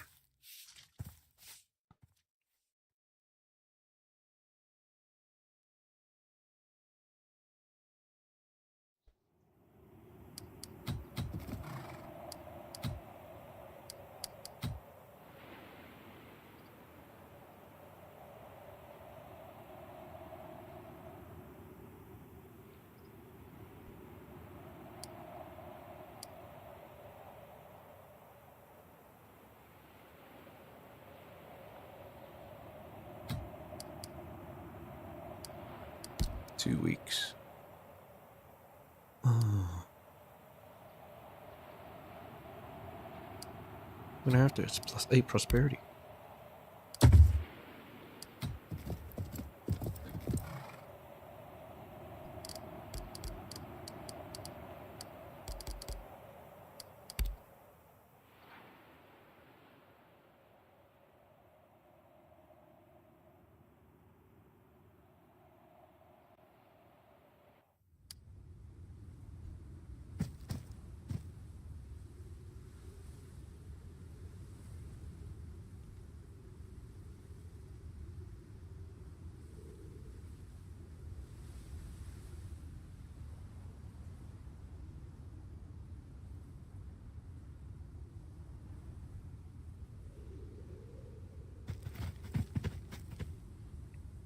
Ethelyn Pindus daughter.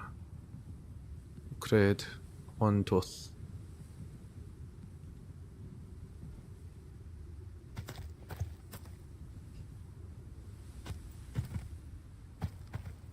A group of unsavory individuals are gathered around a pile of trinkets laid out on a small table. It looks like they have been scavenging the remains of the war camp. It's hard not to notice a young girl and a couple of disheveled bards off to the side, heads hung low. The young woman is the first to notice you. Her eyes grow wide with hope. Help! Please help! What are you doing? Alarmed, the scavengers jump to their feet. Shit! Release the prisoners or we'll kill you. Yeah. You're welcome to try.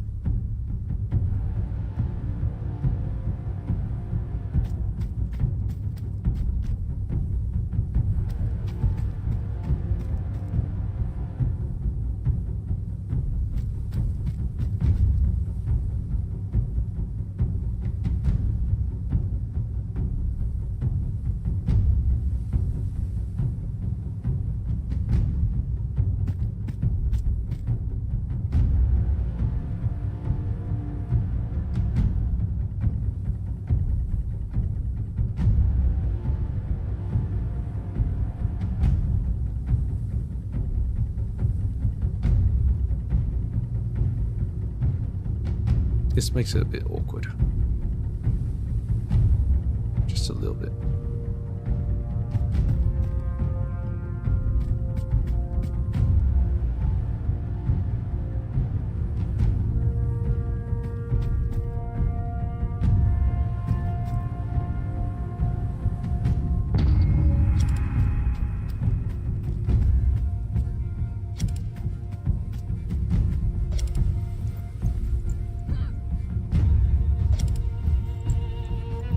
Yeah, keep demoralizing.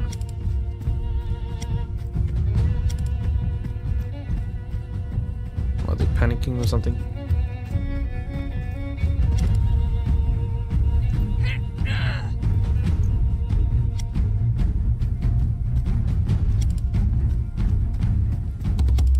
The fuck are they doing? Bit confused, but whatever.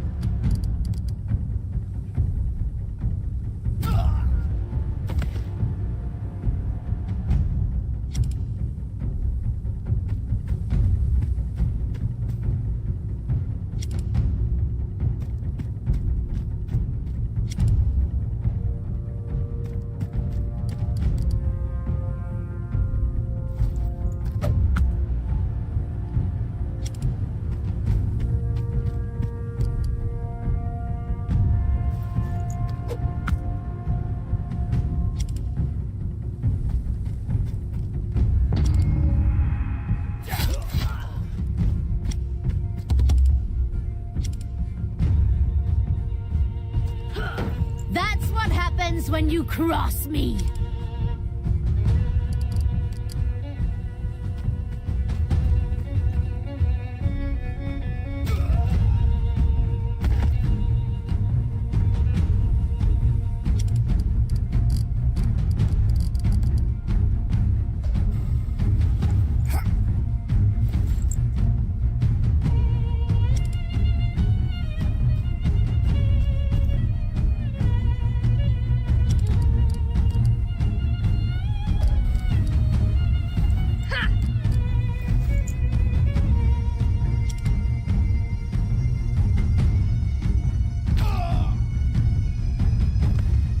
Yeah, only a few of them died. I'm getting better at this, because now I actually know how to do it. Once the scavengers are dealt with, the young girl approaches you timidly. I owe you my life. Did my family send you? Are you Ethelyn? I'm she. I'm sorry for running away. I didn't mean to cause so much trouble. They put out a bounty for your safe return. I understand. I'll go home willingly. I'll take her. No more escapades, I swear it. You better head straight home or else. Glad to hear it. Good luck. Thank you. Godspeed to you as well.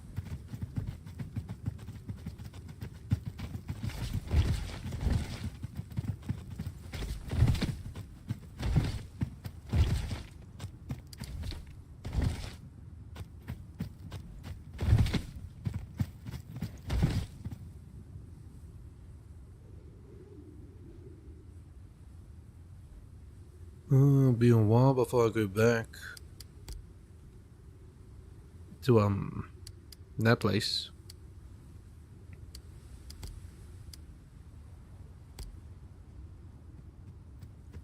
Gotta go to Perth.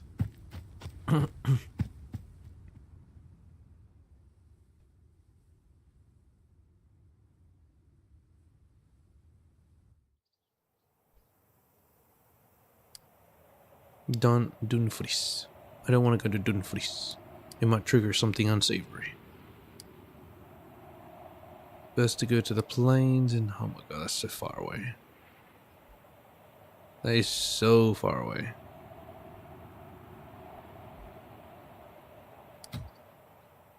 Wish I could follow the roads better.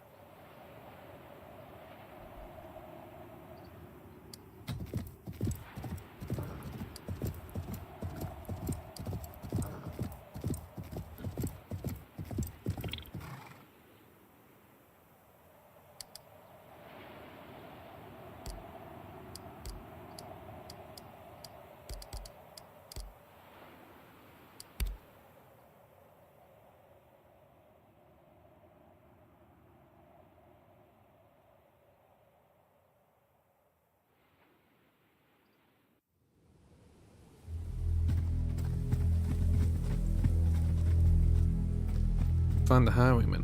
What is that it? Is that him? Right here. The man in front of the farmhouse looks quite relaxed. Dada, what's hell, strangers? Why, what's hell, strangers? You should really get visitors out here. He matches Sikya's description, but something is wrong. Why is he wearing armor? Are you Dada? That's my name. I know why you've come for me. The bounty. I'll have bad news for you, bounty hunter. Some old friends of mine saw you coming from miles away. They came to help. A whole gang of outlaws burst from the small farmhouse, weapons ready for the fight. Sometimes I hate being right.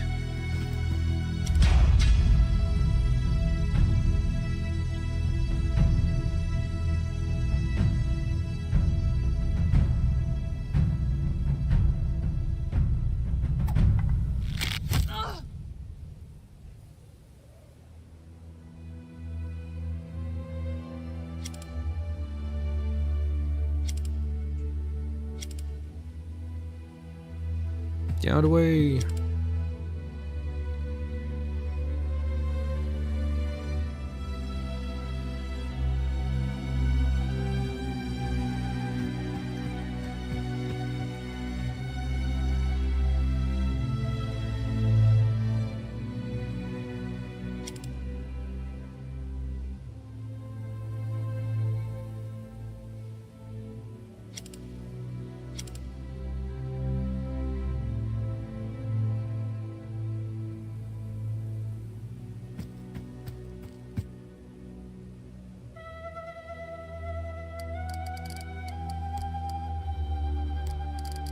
do sacrament.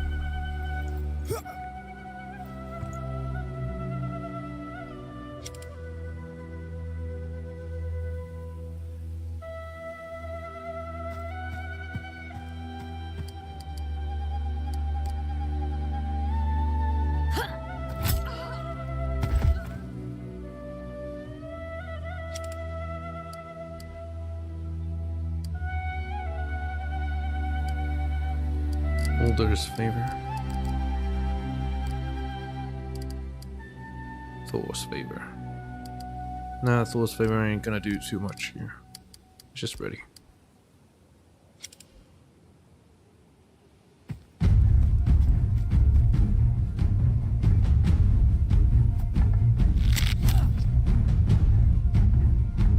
Single file now.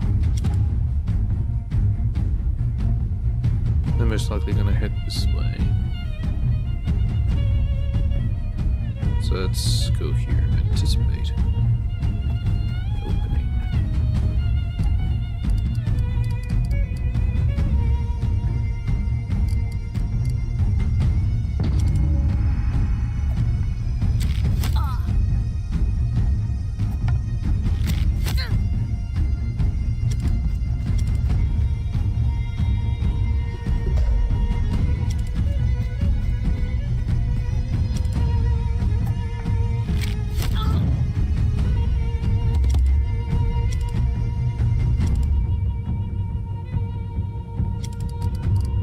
Give her a bit of healing. Thank you.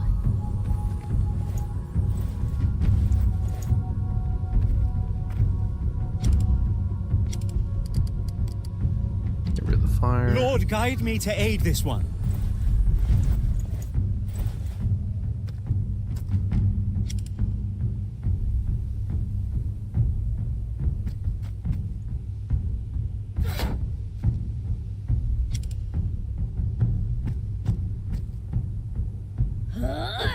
You messed with the wrong woman.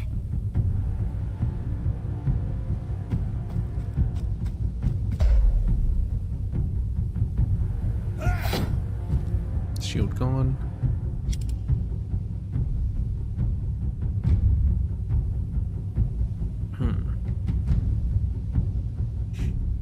Yeah, I have to will them down.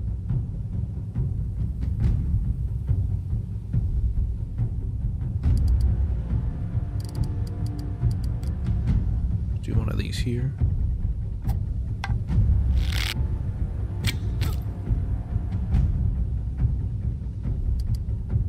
Okay. Quick shot.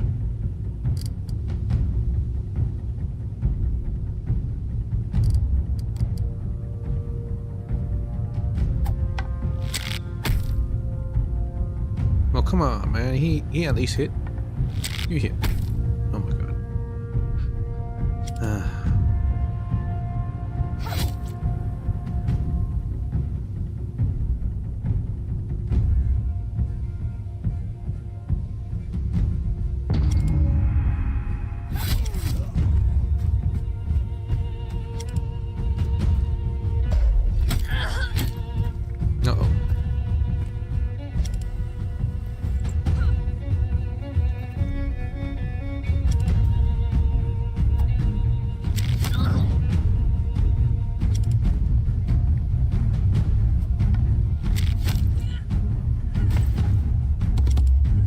Shield wall down.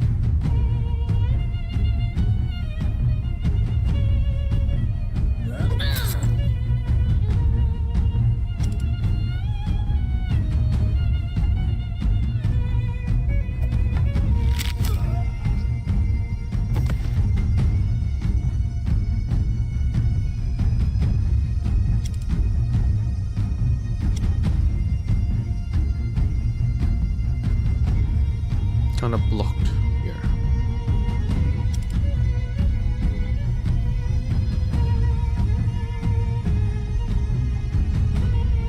Try it again. 78%.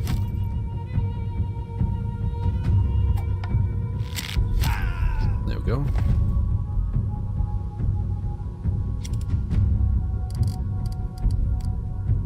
And you do it again.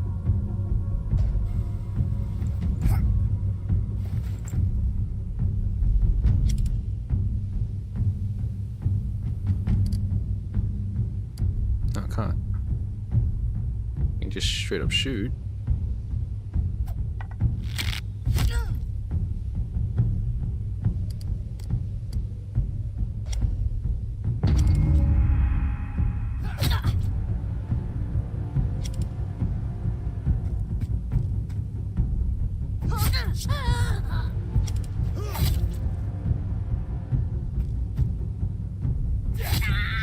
I failed you, Thane. That's right. What? Nah. They're kind of in the way.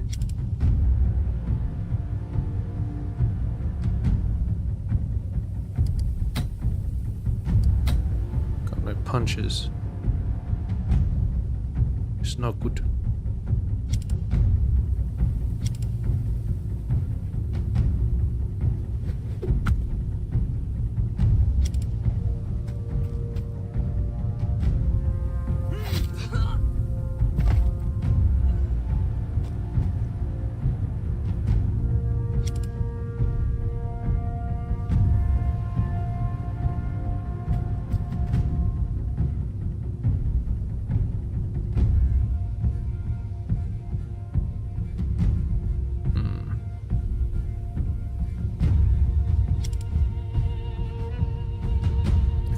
I'm not sure if I can actually shoot through this, so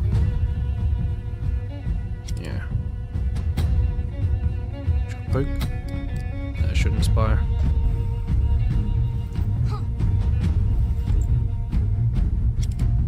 And he'll do the attacking.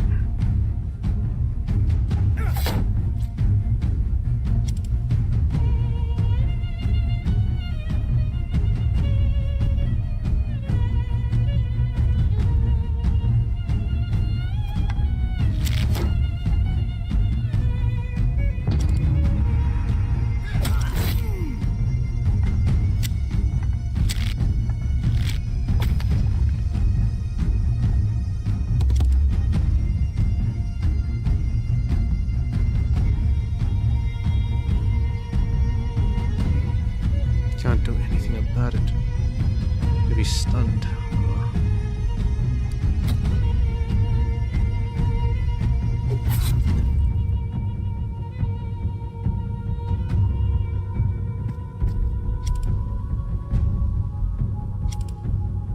Gonna have to try. Gotta get rid of that archer. No, I can't.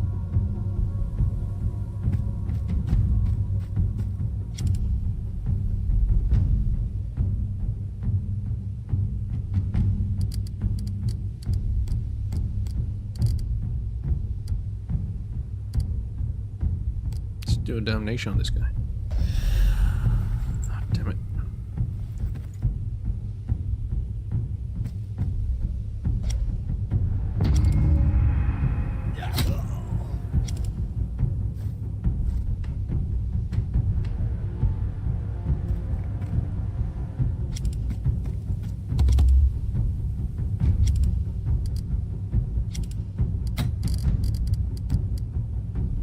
Get out of cover.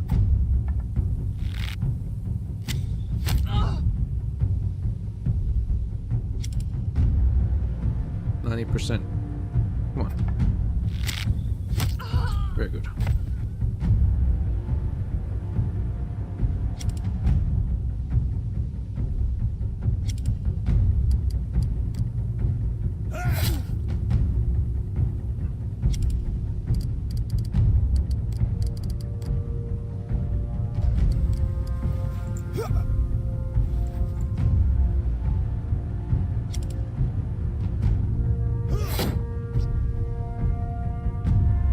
Definitely I can shoot through the shield. Nice.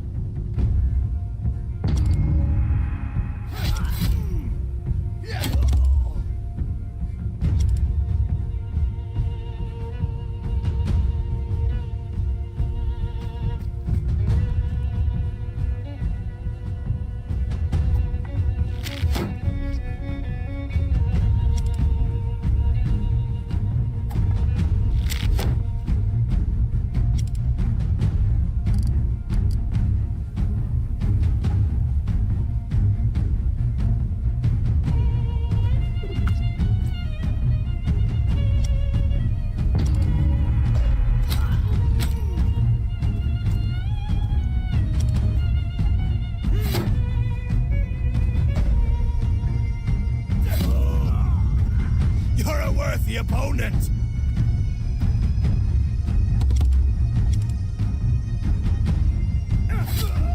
Finally. Let's get a heal on. Thank you.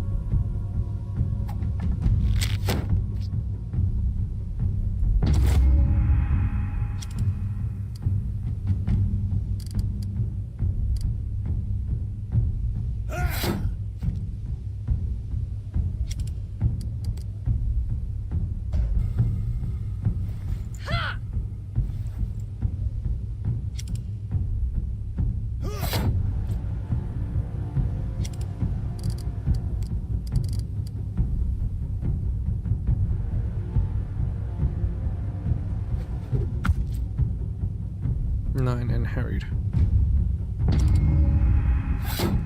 Thought I was gonna brace, which is good because now I can just punch him. Ah, it's gonna take a while.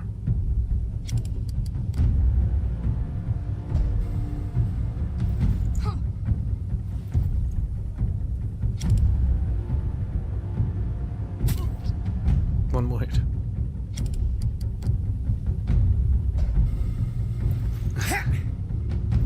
If only they didn't take out Ankala. Oh my god, they're gonna be so injured.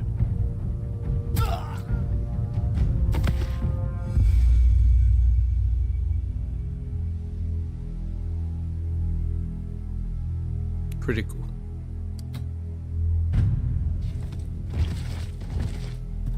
Just because I wanted to take him alive.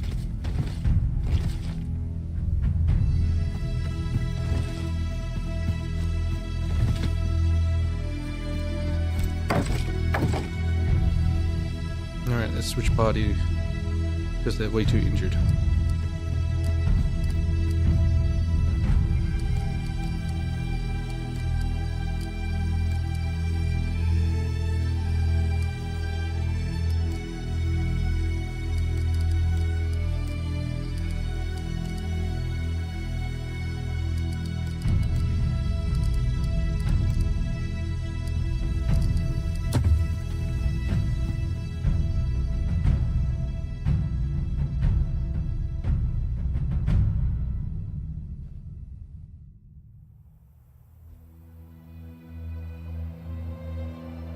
Oh, if I leave it, it disappears. I didn't know that. Oh, damn it. Anyway, let's make our way to Perth. Occupied. Occupied. Oh shit. Occupied. Are you serious?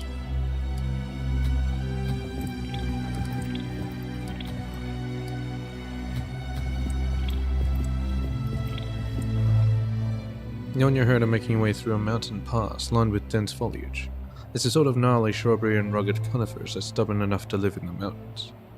A strong feeling of unease creeps up on you. You stop for a moment to scan the path ahead, but nothing but the wind seems to move the foliage. You only make it another 10 or so fathoms down the road before warriors explode out of the undergrowth around you, brandishing spears and swords. You find yourself surrounded. Prepare for trouble. Damn it, Uncutler.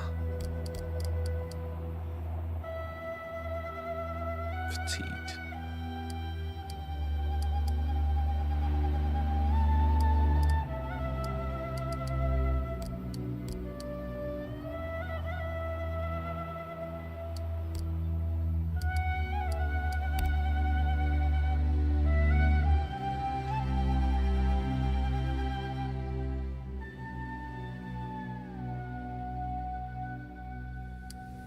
There are 9 of them, and you immediately identify their leader, a short, dark-haired woman with a compact physique and the shadow of a crow painted across her face. Oh, like that, huh? Rain. She flashes you a bright smile. Well, what a surprise. More guests from across the seas. What are you called, friend? My name is Alftus. What's your name? She performs an elegant bow, without ever letting her guard down. Grain. And where do you think you're going then? You're headed towards Perth to meet the King of the Pigs. Yeah. This elicits another smile.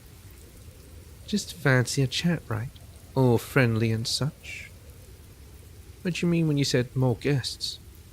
They've had some bother with your kind recently. People dressed just like you, and armed just like you. Like to row their big ships up to small villages and churches, kill indiscriminately, and take what they want. I'm on a diplomatic mission. I seek an alliance with the king, to arrange the trade between our peoples. Yes, trade. Well, seeing as how you people have been behaving around here, I doubt you'll have much luck, but we'll escort you to Perth if you want to go there. Oh, fantastic. Seems like a win for us.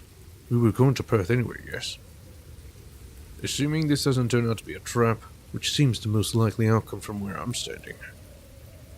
You leave us no choice. Lead the way. We'll be happy for the company. You don't need company. We'll make our way to Perth on our own time. Yeah, we'll be happy for the company.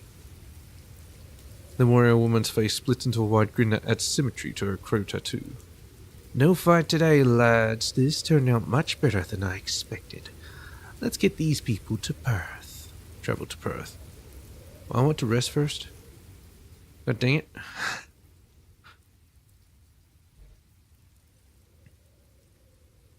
Everyone's fatigued, injured, and... oh my god. The whole of the Pictish king is heavy, and the smell of fried meats. With the smell of fried meats, the air inside is hot and still, but in a cozy way that avoids being stifling. The throne is Spartan and unassuming, no more than a sturdy chair draped with seal skins. Its occupant stands up to get a better look at you when you enter the room. Constantine MacFergusa. What have you brought me now, Grain? Have you taken to drag defeated Vikings into my hole like a cat dragging me a dead mouse? Grain laughs, a bubbly trill that doesn't seem to belong to a battle-hardened woman. I haven't fought this lot at all. In fact, they've been uncommonly friendly so far. The King of Pictland lets a faintly bemused gaze wander over you and your herd, stroking his long beard. So we have guests, then. Forgive my insolence, Vikings. I am Constantine MacFergusa, King of Pictavia. I am Alfdus, Bornhofsdottir, Thane of Skirn.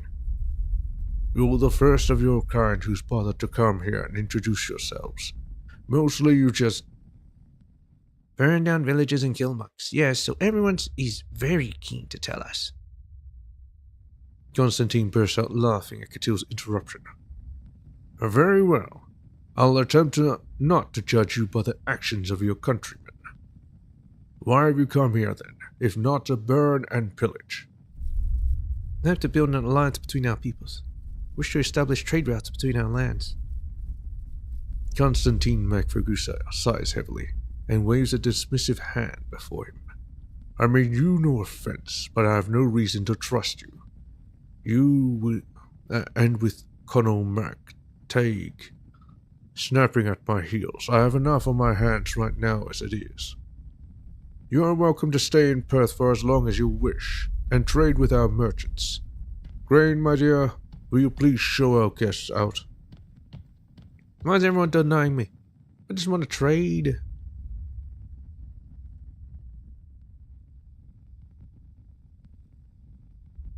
There's going to be another intrigue, and now I'm going to have to depose him and then get someone else on the throne or something like that.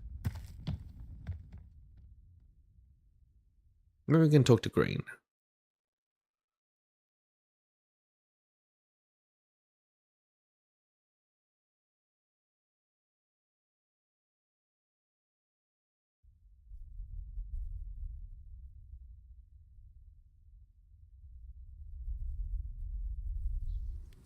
Well, there you have it. Being as how the kingdom is under threat from raiders all along the coasts, and that shrivel-pricked Conall MacTaig is biting at our heels.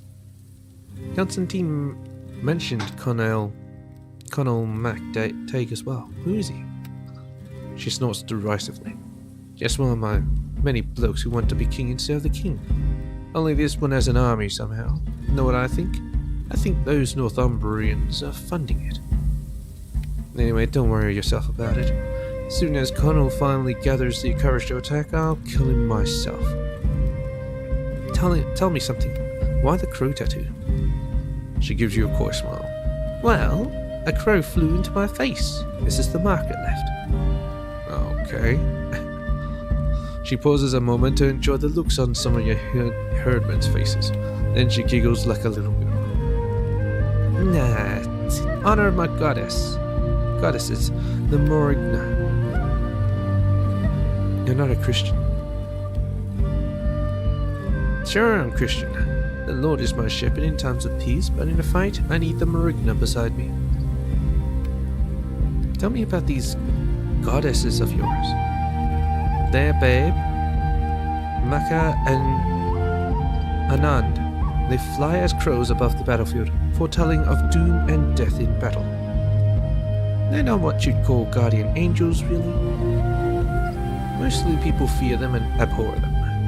But I've always had this feeling deep down in my gut that they've chosen me. I call to them before every fight, and they've never once let me down. Thank you for taking us here, at least.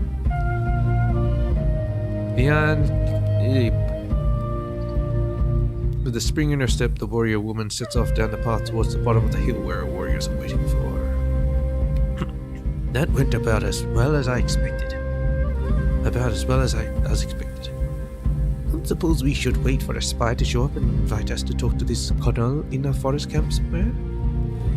The young woman is leaning casually against the other side of the trunk of a large tree nearby. She appears to be preoccupied with her fingernails, but you're pretty sure she's listening to your conversation. I have a good feeling about this Constantine, to be honest. He seems like he'd be a worthy ally, unlike Osred. We need to prove to him somehow that we're worthy of his trust. Well, that should be straightforward, right? We find this colonel person, capture him, and bring him back here. Didn't Grain say he had an army? Then we need to catch him on the move, by surprise. That might work if we can find out where he is, and where he's going next. The young woman who's been listening in from behind the tree steps out. She's holding a spear in one hand and a hunting bow in the other. I may be able to help with that. There's a slight nervous tremor in her voice. And you are? I was wondering when you'd stop eavesdropping. She brushes a strand of fiery red hair away from her eyes, revealing ivory skin across delicate features. She can't be more than 18 winters old. My name is Ive. I've been watching you since you arrived in Perth. And who are you, Ive? She frowns, uncertain what you expect of her. My father is Niall MacBrayne, King of Kate, and descendant of Kate MacCruthne. I'm a huntress in service of Grain. Kate is a kingdom? Where is it located? It's a sub-kingdom of Pictavia, a large territory spanning the northernmost part of the isle. My father is loyal to Constantine. You believe you have something to offer us?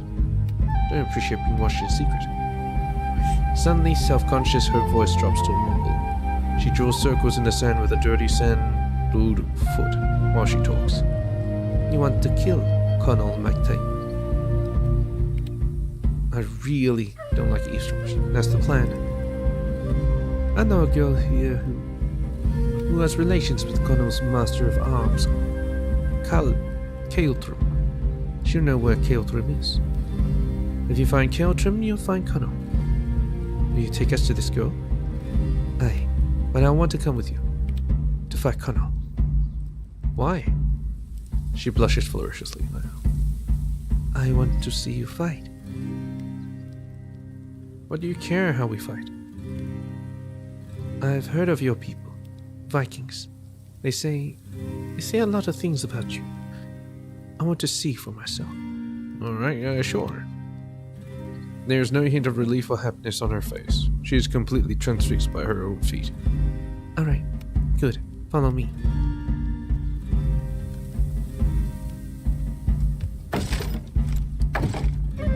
Okay, that's a bit weird. I'm not sure why she wants to join. Yeah, unless she's being a spy.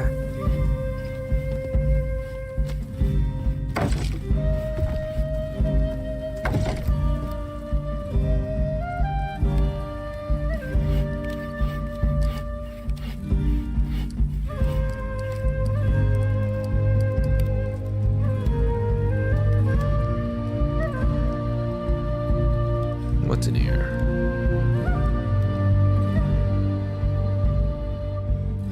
Nothing that I can use.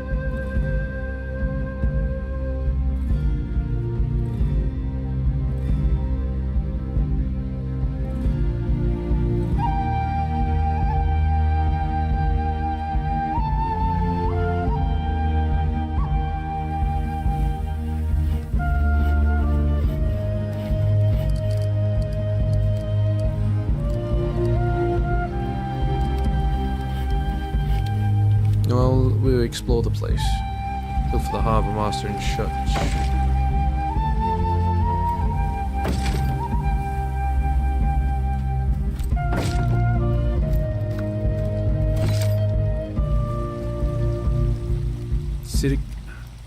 Jiddick McGuire. Hello, McGuire? You need to get a ride to the island. I'd be happy to oblige you. No, right now. What island?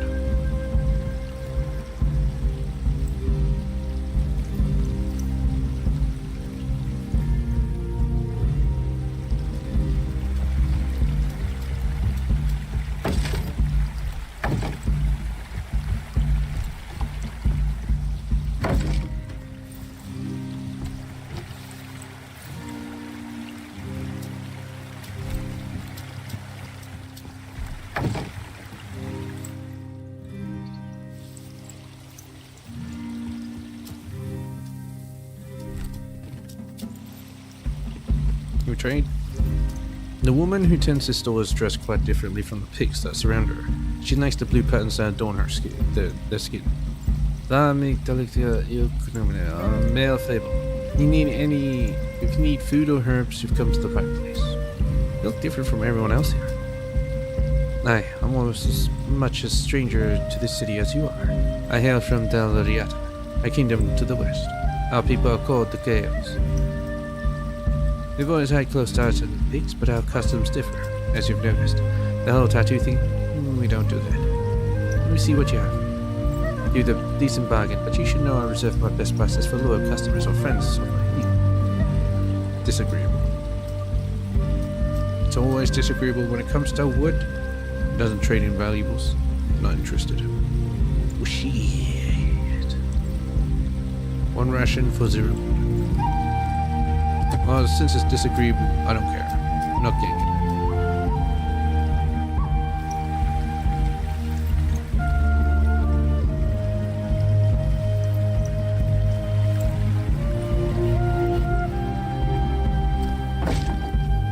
Una Inkin Magnusa.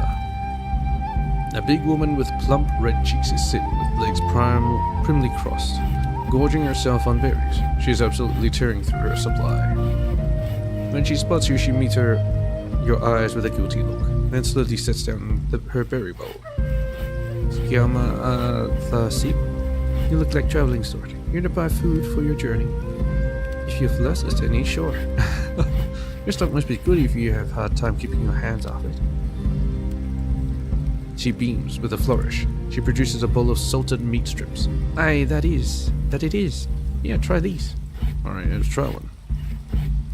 As you expect from preserved food, it sure has a lot of salt in it, but it still retains a surprising amount of original flavor.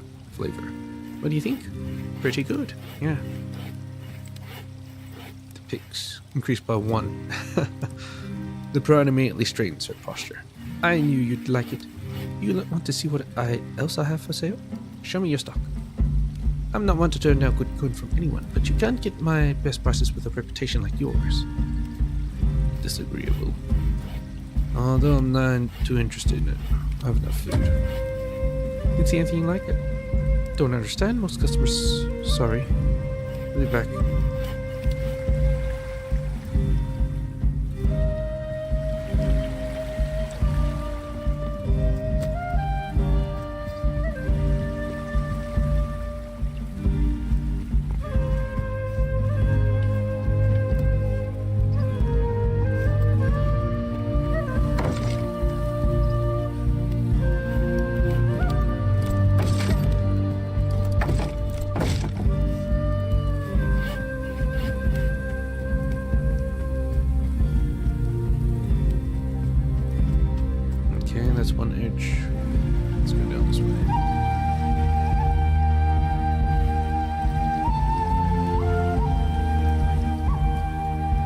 Hello, Rodri McDouglas.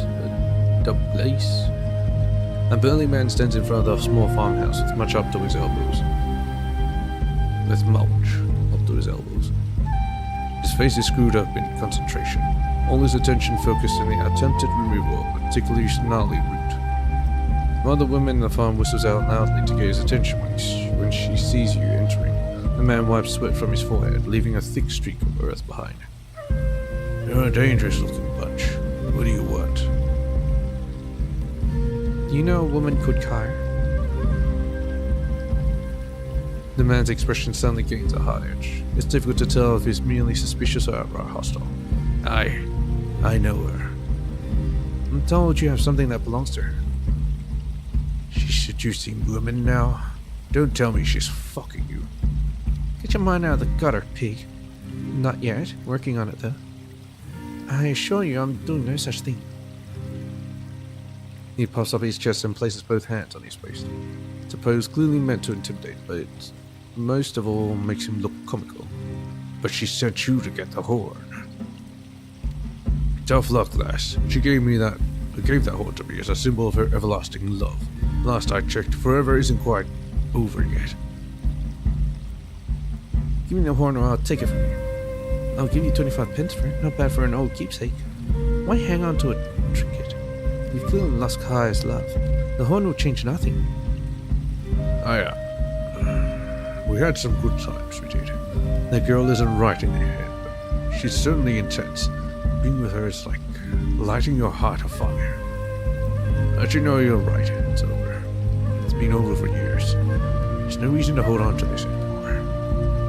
A dreamy look comes over him. Have fun with that girl. She's out of her damn mind, but she's the greatest lay I ever had. My God.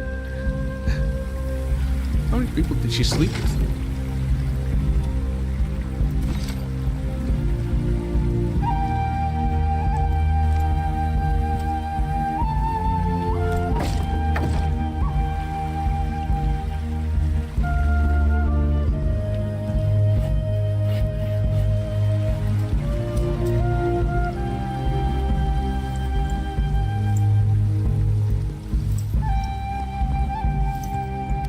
A short, stout man is tanning hides near the river.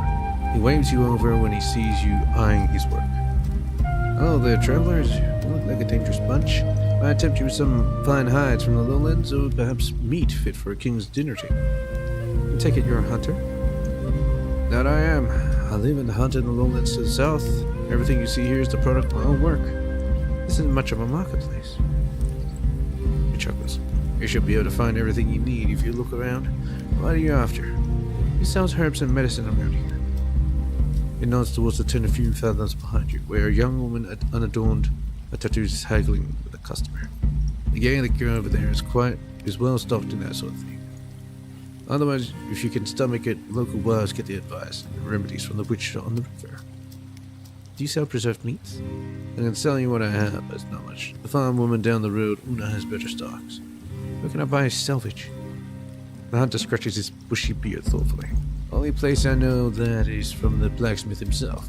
The smith is on the farm across the river. Good lad, that Trist. Certainly works harder than his master. Go take a look at yours. Sure thing, just so we're clear, don't expect any discounts on your reputation improves.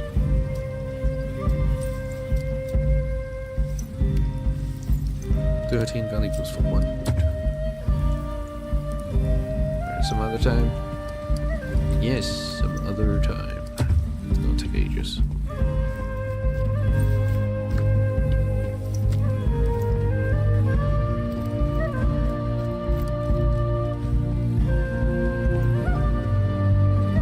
Oh shit, look! There are Vikings! Hey, over here! Two men stand tied to wooden poles. They're emaciated and clad in rags, but the command of the Norse language marks them as Vikings. Who are you? The blonde man speaks first. My friend is called Daniel, and my name is Jostein. The man's red-haired companion helpfully expands the introduction.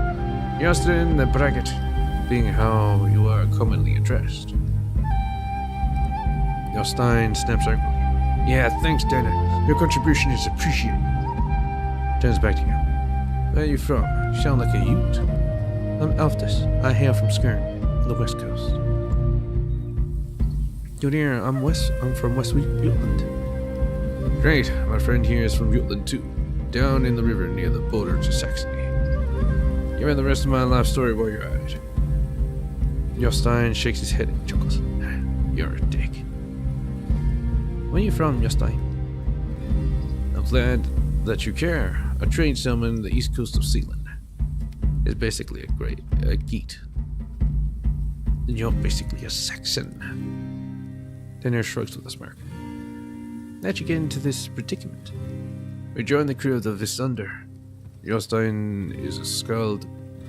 Although, to be honest, I mostly work for a rune cutter. Being a skald is hard living. Denner continues unbothered as though there were no interruption. And I'm a carpenter. I'm responsible for some of the most robust fortifications in Jutland. Ever been to Yellen? Not yet. Can't say that I have. I believe I was asking you how you came to be prisoners of the pigs. Yeah, not yet. Not yet. A hint of pride seeps into Denner's voice. I oversaw the construction of Yelling's fortifications. Their Thane, Skullcleaver, hired me specifically for the job. The fine fortifications, finest in all of Jutland. The Thane of the Visunder had all these plans.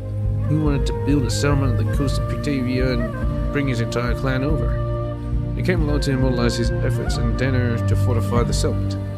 To make a long story short, the Thane's ambitions outgrew his crew's capabilities. The pigs attacked and we got dragged off to Perth. Visunder took off without us. Why are you called braggart? Denner's deadpan is impeccable, not a counter that he's full of himself. Jostein laughs, which turns to talk off. I like to say that I'm driven by crippling feelings of inferiority, tempered by overpowering megalomania. But of course, people only see the megalomania. What do you expect me to do for you? He casts a sideways glance at the guard, who's watching things unfold with brows furrowed in intense suspicion. Well, maybe he could put in a good word for us with the locals. Jostein lowers his voice to a whisper. It's just one guard, so do him and cut out bonds. We'll make our own way from there. Where will you go? Out of this fucking country for good. Should join me in Skern. We have need of a skilled rune cutter, and Torfin can always use help with carpentry. So you sure upon me, you can go wherever you like. Jostein and Denner look at each other, execute a perfectly synchronized shrug. Alright. Sure, can't risk angering the pigs. They both sigh in unison. They quickly forget about us. They have bigger fish to fry. Alright, I'll help. They look at each other for confirmation and nod. Fantastic, we'll be ready.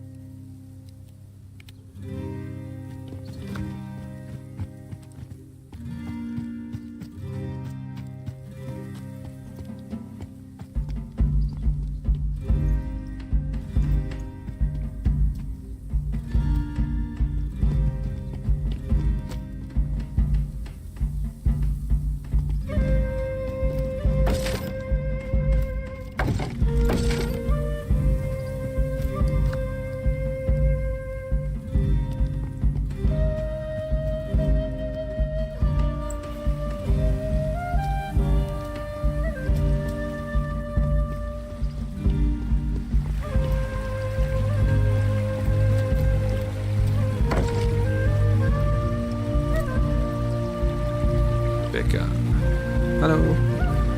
Paris Harbour Master has the appearance of a man who spent his entire life carrying full barrels onto and off river boats. Vikings roam my town, and yet no buildings burn. Now I've seen everything. Are you the Harbour Master? Aye, I'm entrusted with the responsibility of controlling the trade and traffic along the Tay. What do you want? Need permission to land my ship at your port.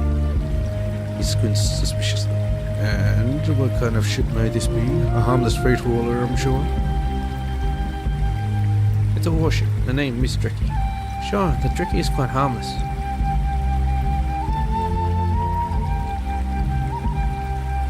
Not buying it. I've seen the ship you lot come on. Big scary warships with shields all down the side and monster heads carved into the prow. That's just how we decorate it. I'll not invite such a ship into my harbor. I thank you for asking permission, but none will be granted. If you try to land here anyway, your ship will be attacked and sunk. What's your normal fee for using the pier? Crosses his arms. 100 pence annually. He's probably raised that price for us. That doesn't sound unreasonable for unrestricted access. Of course, you can afford to buy access for a whole year, but even if you have that kind of coin, I wouldn't sell permission to the likes of you. I'll pay 150 pence to use your pier for a year. How's that? That's nicely, much less friendly ways to ask. Let me get back to you. I come straight from Tin's Hall, and you've agreed to work for your king for the time being, but we need the director to serve him best. Yeah, strokes his chin. The king has hired you? Guess I should see the reason in that. Strokes his chin. Alright, I'll let you use the pier, but you have to pay the standard fee. Deal? Alright, 100 pence sounds reasonable. I'll take it. You have that kind of coin? I underestimated you. Very well, deal's a deal. From this point on, you can dock your ship at the pier whenever you need to. The fee counts as a warship trekkie and will expire at the beginning of next year.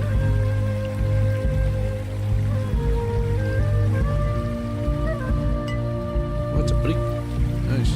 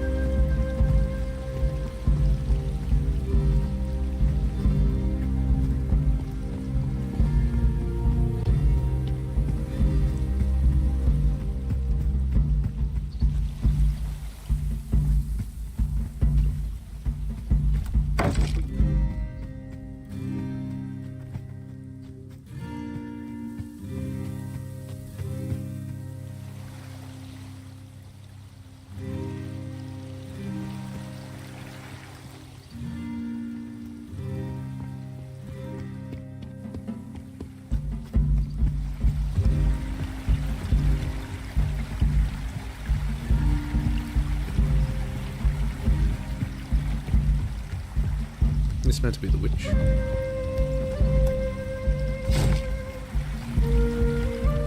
Hello. A small hut is precariously constructed on a platform of half-rotted planks above the water. First local wise woman is leaning against the door trim, chewing some sort of root and watching your group approach with calm interest.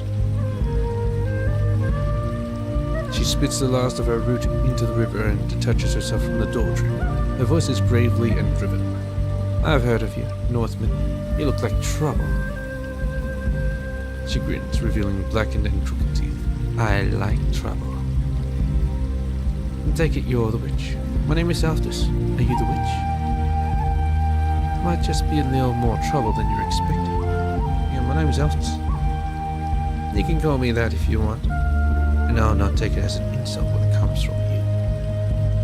My name is Ulach. I sell healing herbs and help the local women folk with their problems. Why would it be an insult to call you a witch, if that's what you do? Some of my fellow townsfolk see my practices as being somehow in conflict with their faith. They think I wield magic on loan from the devil. She picks a fiber between her teeth and flicks it into the river. Between you and me, if the devil lent me his powers, I doubt I'd use them to cure farmwives of their monthly pains. I take you for someone who knows one herb from another. I'm certain you'll be pleased with my selection. I don't have to sell you all sorts of folk, no matter sell to all sorts of folk, no matter their reputation. You decide to buy something, I have something else we might discuss.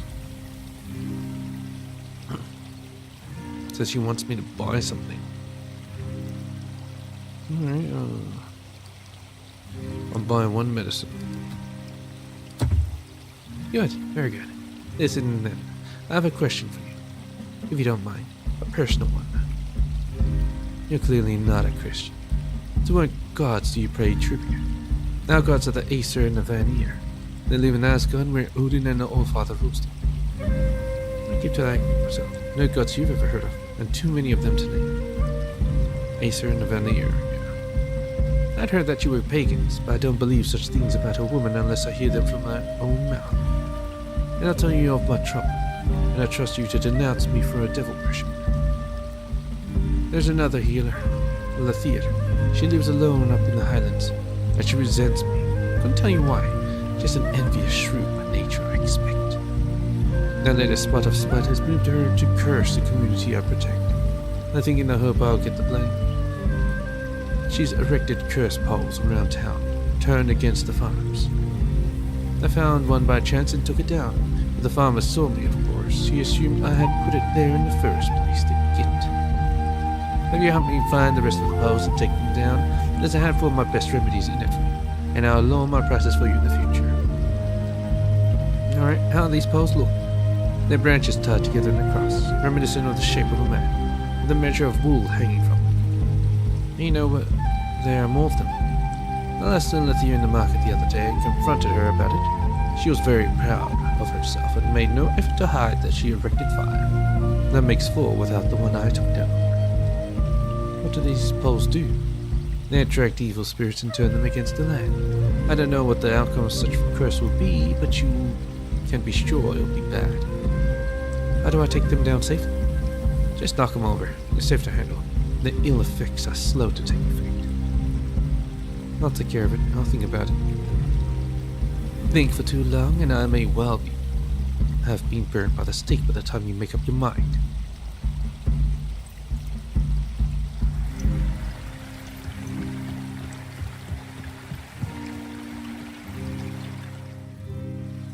Alright, let's burn it then. Get rid of him. Man's looking a little antsy, shooting up the island towards the witch's house and spits his words without a pause to breathe.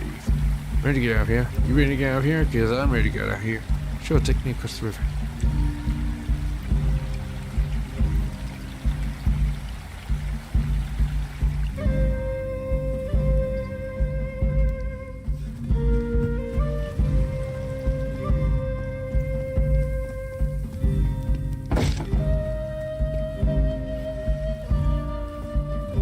I'll finish this quest, then I'll end it.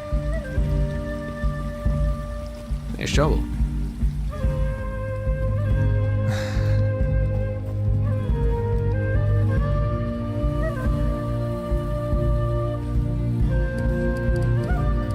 Wooden shovel, no distinguishing marks, ordinary in every way. Guess there's a quest item.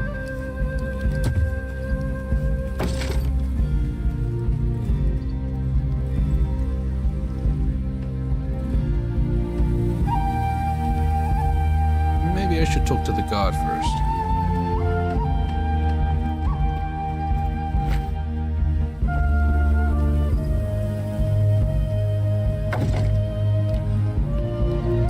Save the game.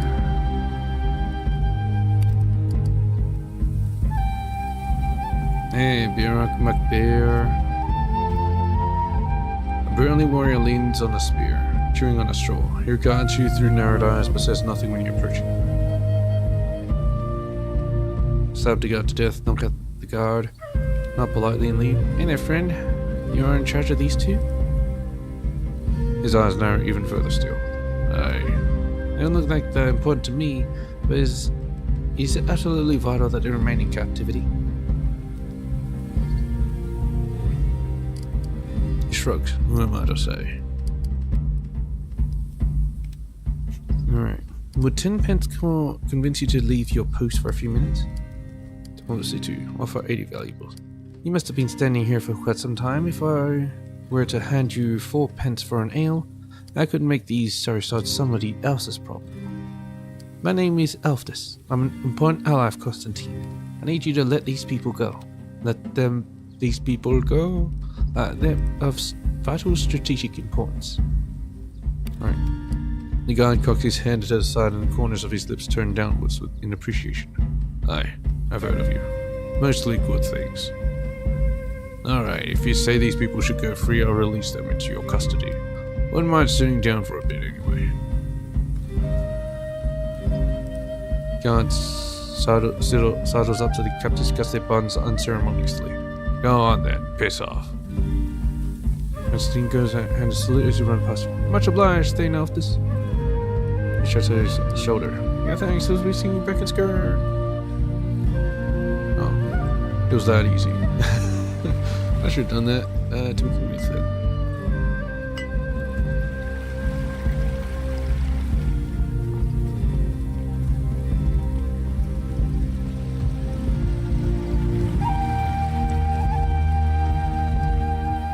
Have I talked to this guy? I don't think I have. I'll talk to him first.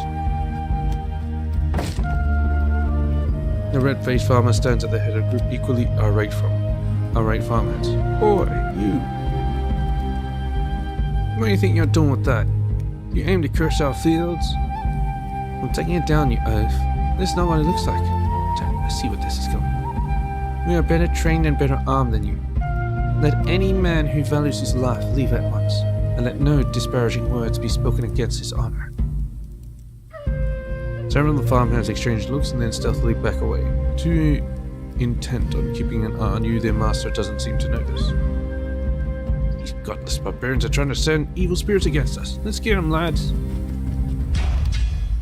Oh, boy.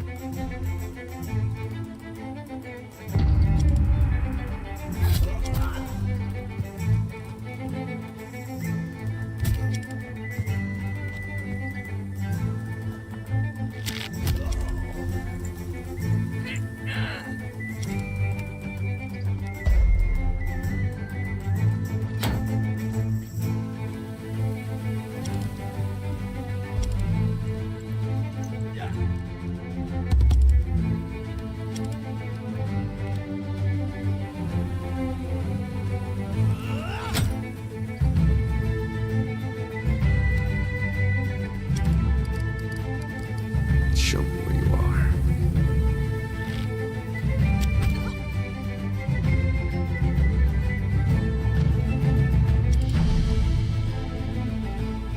Damn cows in the way.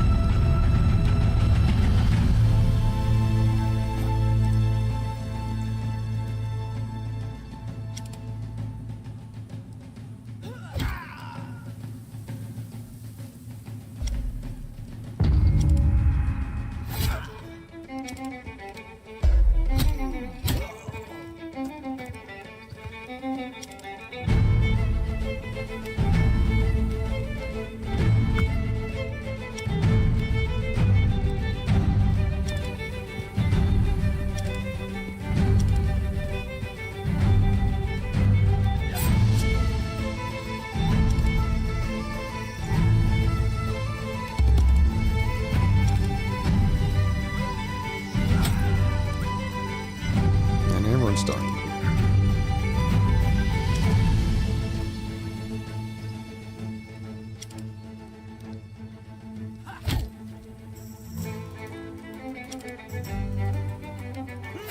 Never let your guard down.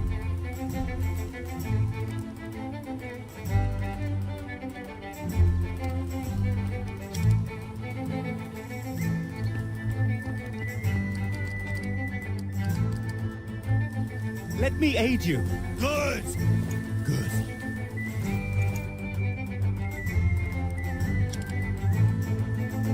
Cover. Okay.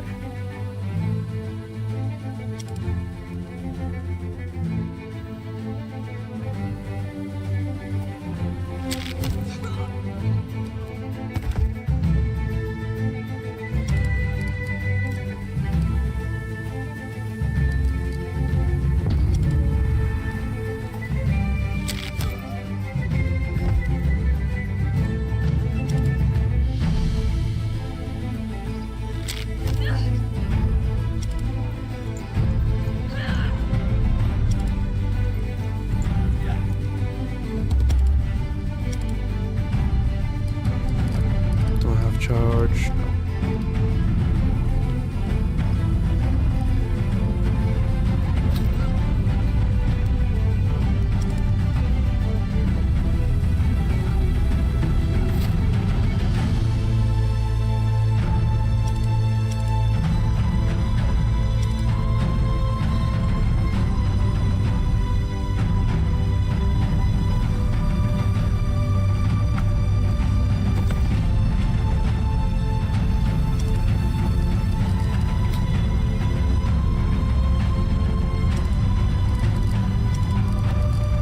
Maneuvering.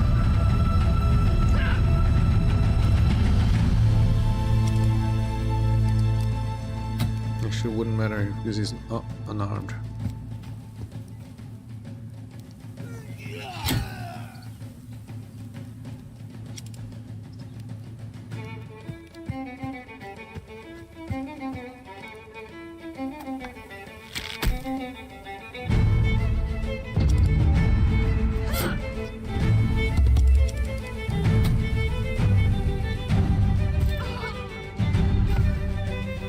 There, one lived.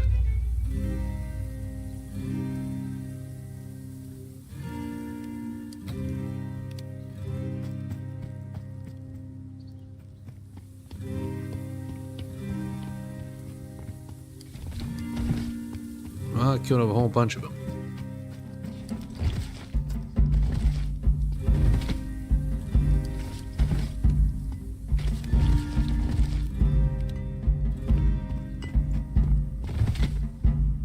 Udrost.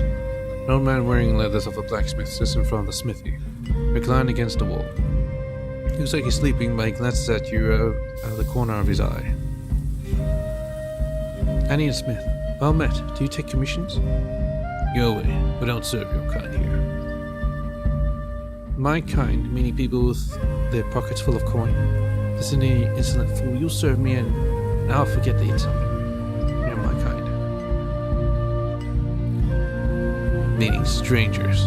I don't know you. I'm not helping you. Now, get out. From the back of the smithy emerges a young man, the skin of his naked torso bronzed from the heat of the forge. With a glance at his master, he quickly evaluates the situation. Then he beckons you over with a backwards nod.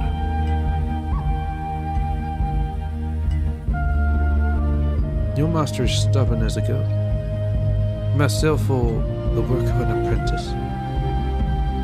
Yeah, your master is stubborn as a goat. The young smith grins and wipes sweat from his forehead. He is that eye. Lazy too. He hasn't lifted a finger in this place for years. So, how can I help the beautiful mistress? I take it from the way you carry yourself, you're not here to commission a brooch for a new pot for the kitchen. Do you specialize in arms or armor? I can make as good a suit of armor as anyone around here, but my specialty is weaponry. Oh, I'm not kept busy when I'm not kept busy shooting horses or mending pots. we're going to commission some equipment, or some damaged equipment when we take a look. Looking to buy some supplies. Sure, I can tell you what you need. I'll give you a fair deal on account of your reputation. Fair.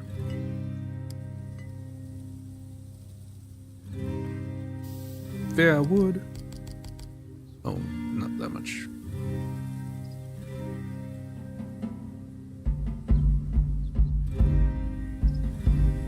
Maybe 39. Yeah. Nandu could agree on the price. Maybe wanting to make me to make you something with that. Maybe later. So, I think it worked because I killed a bunch of people.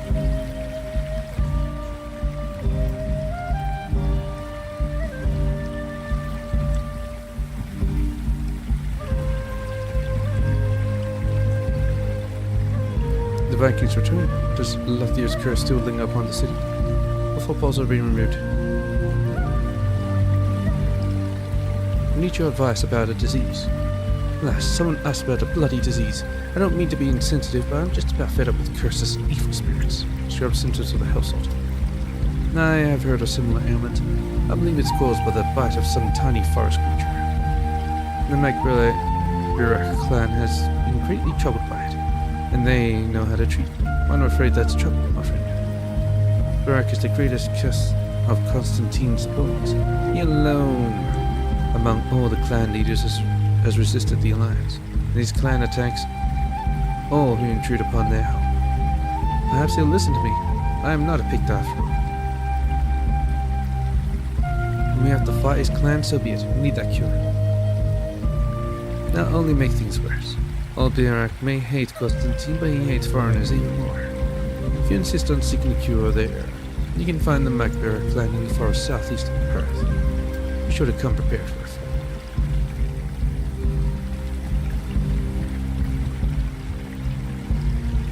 I knew I was right to trust you. I knew as soon as I saw you.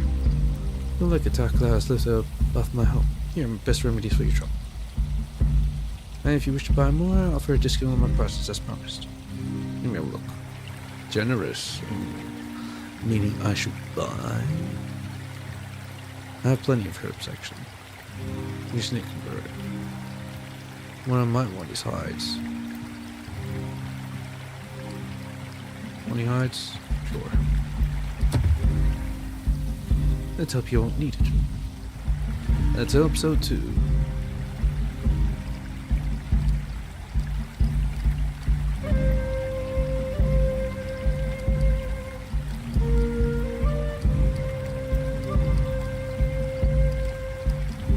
Okay, I've done all those. I think I'll do the Hellsog curse next time.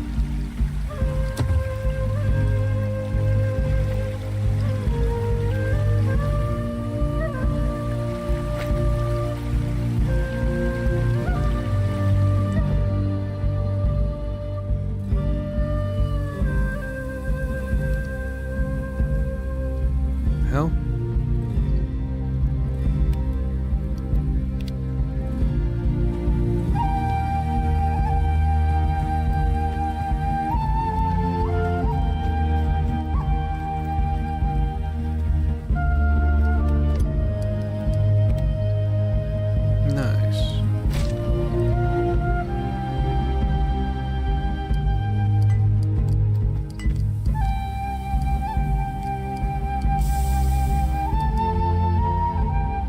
Hardened, agile, Lamella armor.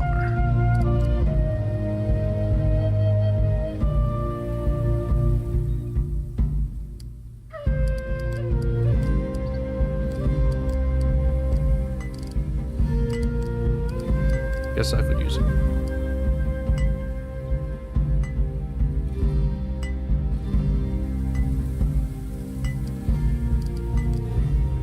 Just one morale.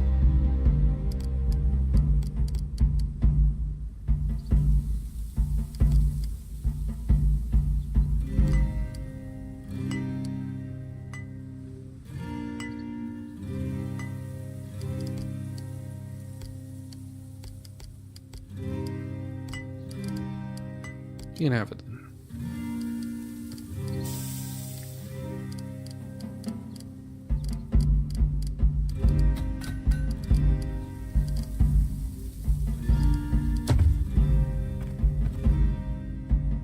Actually, I should probably get them to rest, right? Let's go rest up first. Before forgetting into a battle. That would really suck. Over there, huh? Occupied.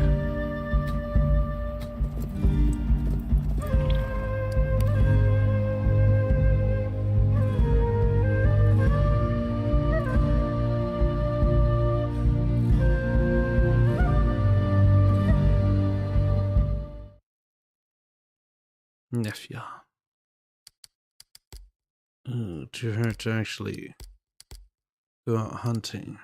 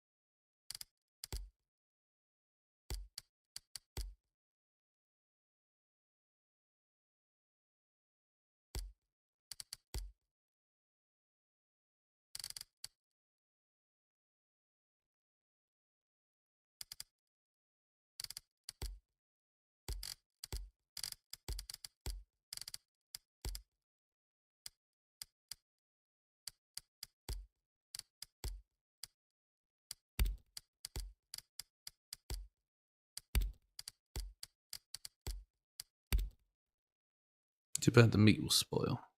But nothing I can do about that.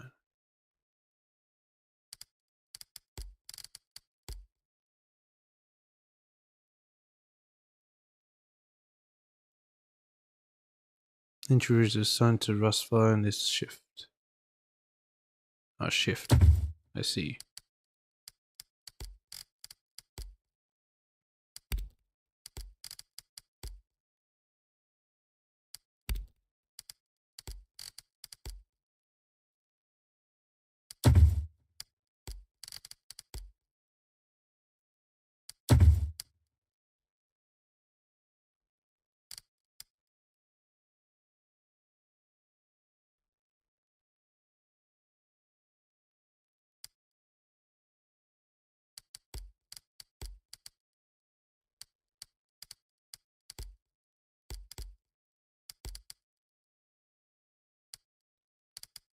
Maybe instead of hunting, I could just preserve.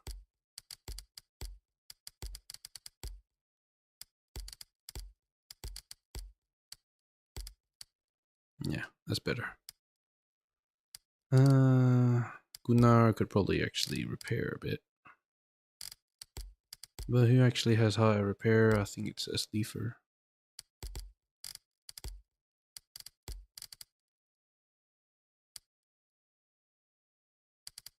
Yeah, repair selected.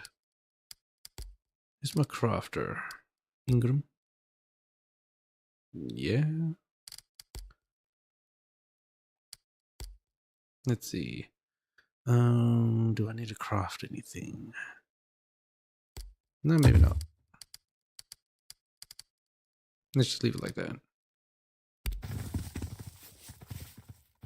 Most of the others have gone to bed, but Catilla is still sitting up at the fire, deep in deep thought, poking the embers with the head of an arrow. He looks up when he hears you and beckons you closer. Sit down next to him. Colbjorn wasn't my father. There's a weirdly long pause, then he laughs quietly at himself and brushes a strand of brown hair out of his eyes. Shit, this is gonna be more awkward than I thought. I feel like I did something wrong. I'm called Colbjorn's son because Colbjorn was the man who owned me when Bronolfer found me. Owned you? Me and my sister, yes. In the 20 summers you've known Catil, you've never heard of any sister. It appears this is the night of her great revelations. My sister was called Sepha. Means calm, gentle. I don't remember her so well. I wasn't that old when we parted, but you know that. I don't remember who my real parents were, or how Sepha and I got enthralled. My earliest memories are from Colbjorn's farm, helping with the food, working in the fields. Till shakes his head, tired. This was a stupid idea. Some things are best left unsaid. Finish the story, please. You don't have to tell me if you don't want to. No. Now you got me interested. Continue.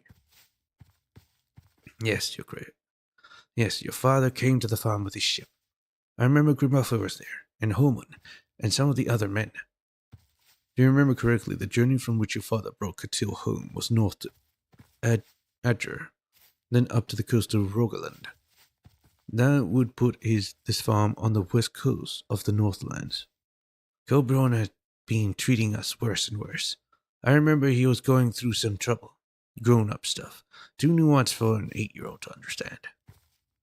The emotion evaporates out of Catil's voice, and he continues dispassionately, as though describing events that were relayed to him by someone else. I made some silly mistakes. Dropped something, and Colbjorn flew into a rage. I think he was really scared of your father, but he took it out on me. He just hit me and hit me. Then Sepha jumped on him, tried to pull me off, and he picked her up and threw her back, hard. I didn't really see what happened after that. I had blood and snot and tears in my eyes. There was a lot of commotion, then it got really quiet. Bonhoeffer pulled me up, very gently. They led me to the back door, trying to prevent me from seeing Sepha dead on the ground and Colbjorn with his bowels hanging out. I'm so sorry you went through such a thing. Good riddance, Colbjorn. I mean, not your sister. Good riddance. Colbjorn, I mean, not your sister. Me too. Mostly, I'm sorry Sepha didn't make it. Did my father kill your sister? Why did my father bring you with him? He obviously felt responsible for me. Colbjorn's wife was long gone, so Bonhoeffer brought me with him back to Skjern, and Mani took me in. Do you really not remember anything about your parents? He struggles to find the right phrasing. Just a hint of a feeling. Sometimes, when the wind carries a certain smell, it's difficult to pin down. I have something, though, to remember them by. Catil fishes around his backpack and produces a delicate medallion of gilded silver, in the shape of an incomplete circle. At either of its ends is a sort of four-leaf clover, with a dark red glass bead at the center. You think you've seen it before, but you never attributed any particular meaning to it. Holman took it off Sepha's body before we left. This looks Pictish, doesn't it? I've been thinking that exact same thing ever since we got here. Do you think this means... I don't want to jump to any conclusions. Maybe we should show this to some of the people in Perth. See if it rustles any feathers. Let's do it. Aren't you excited? Are you sure you want to know? No. But I think I have to know, if that makes sense.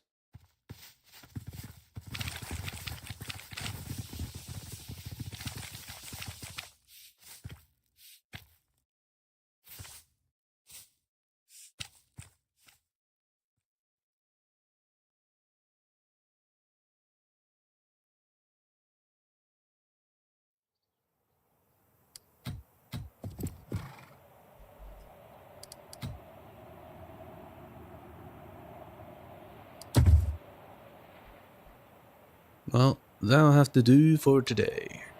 Hope you guys enjoyed, and I'll catch you guys in the next one. Peach.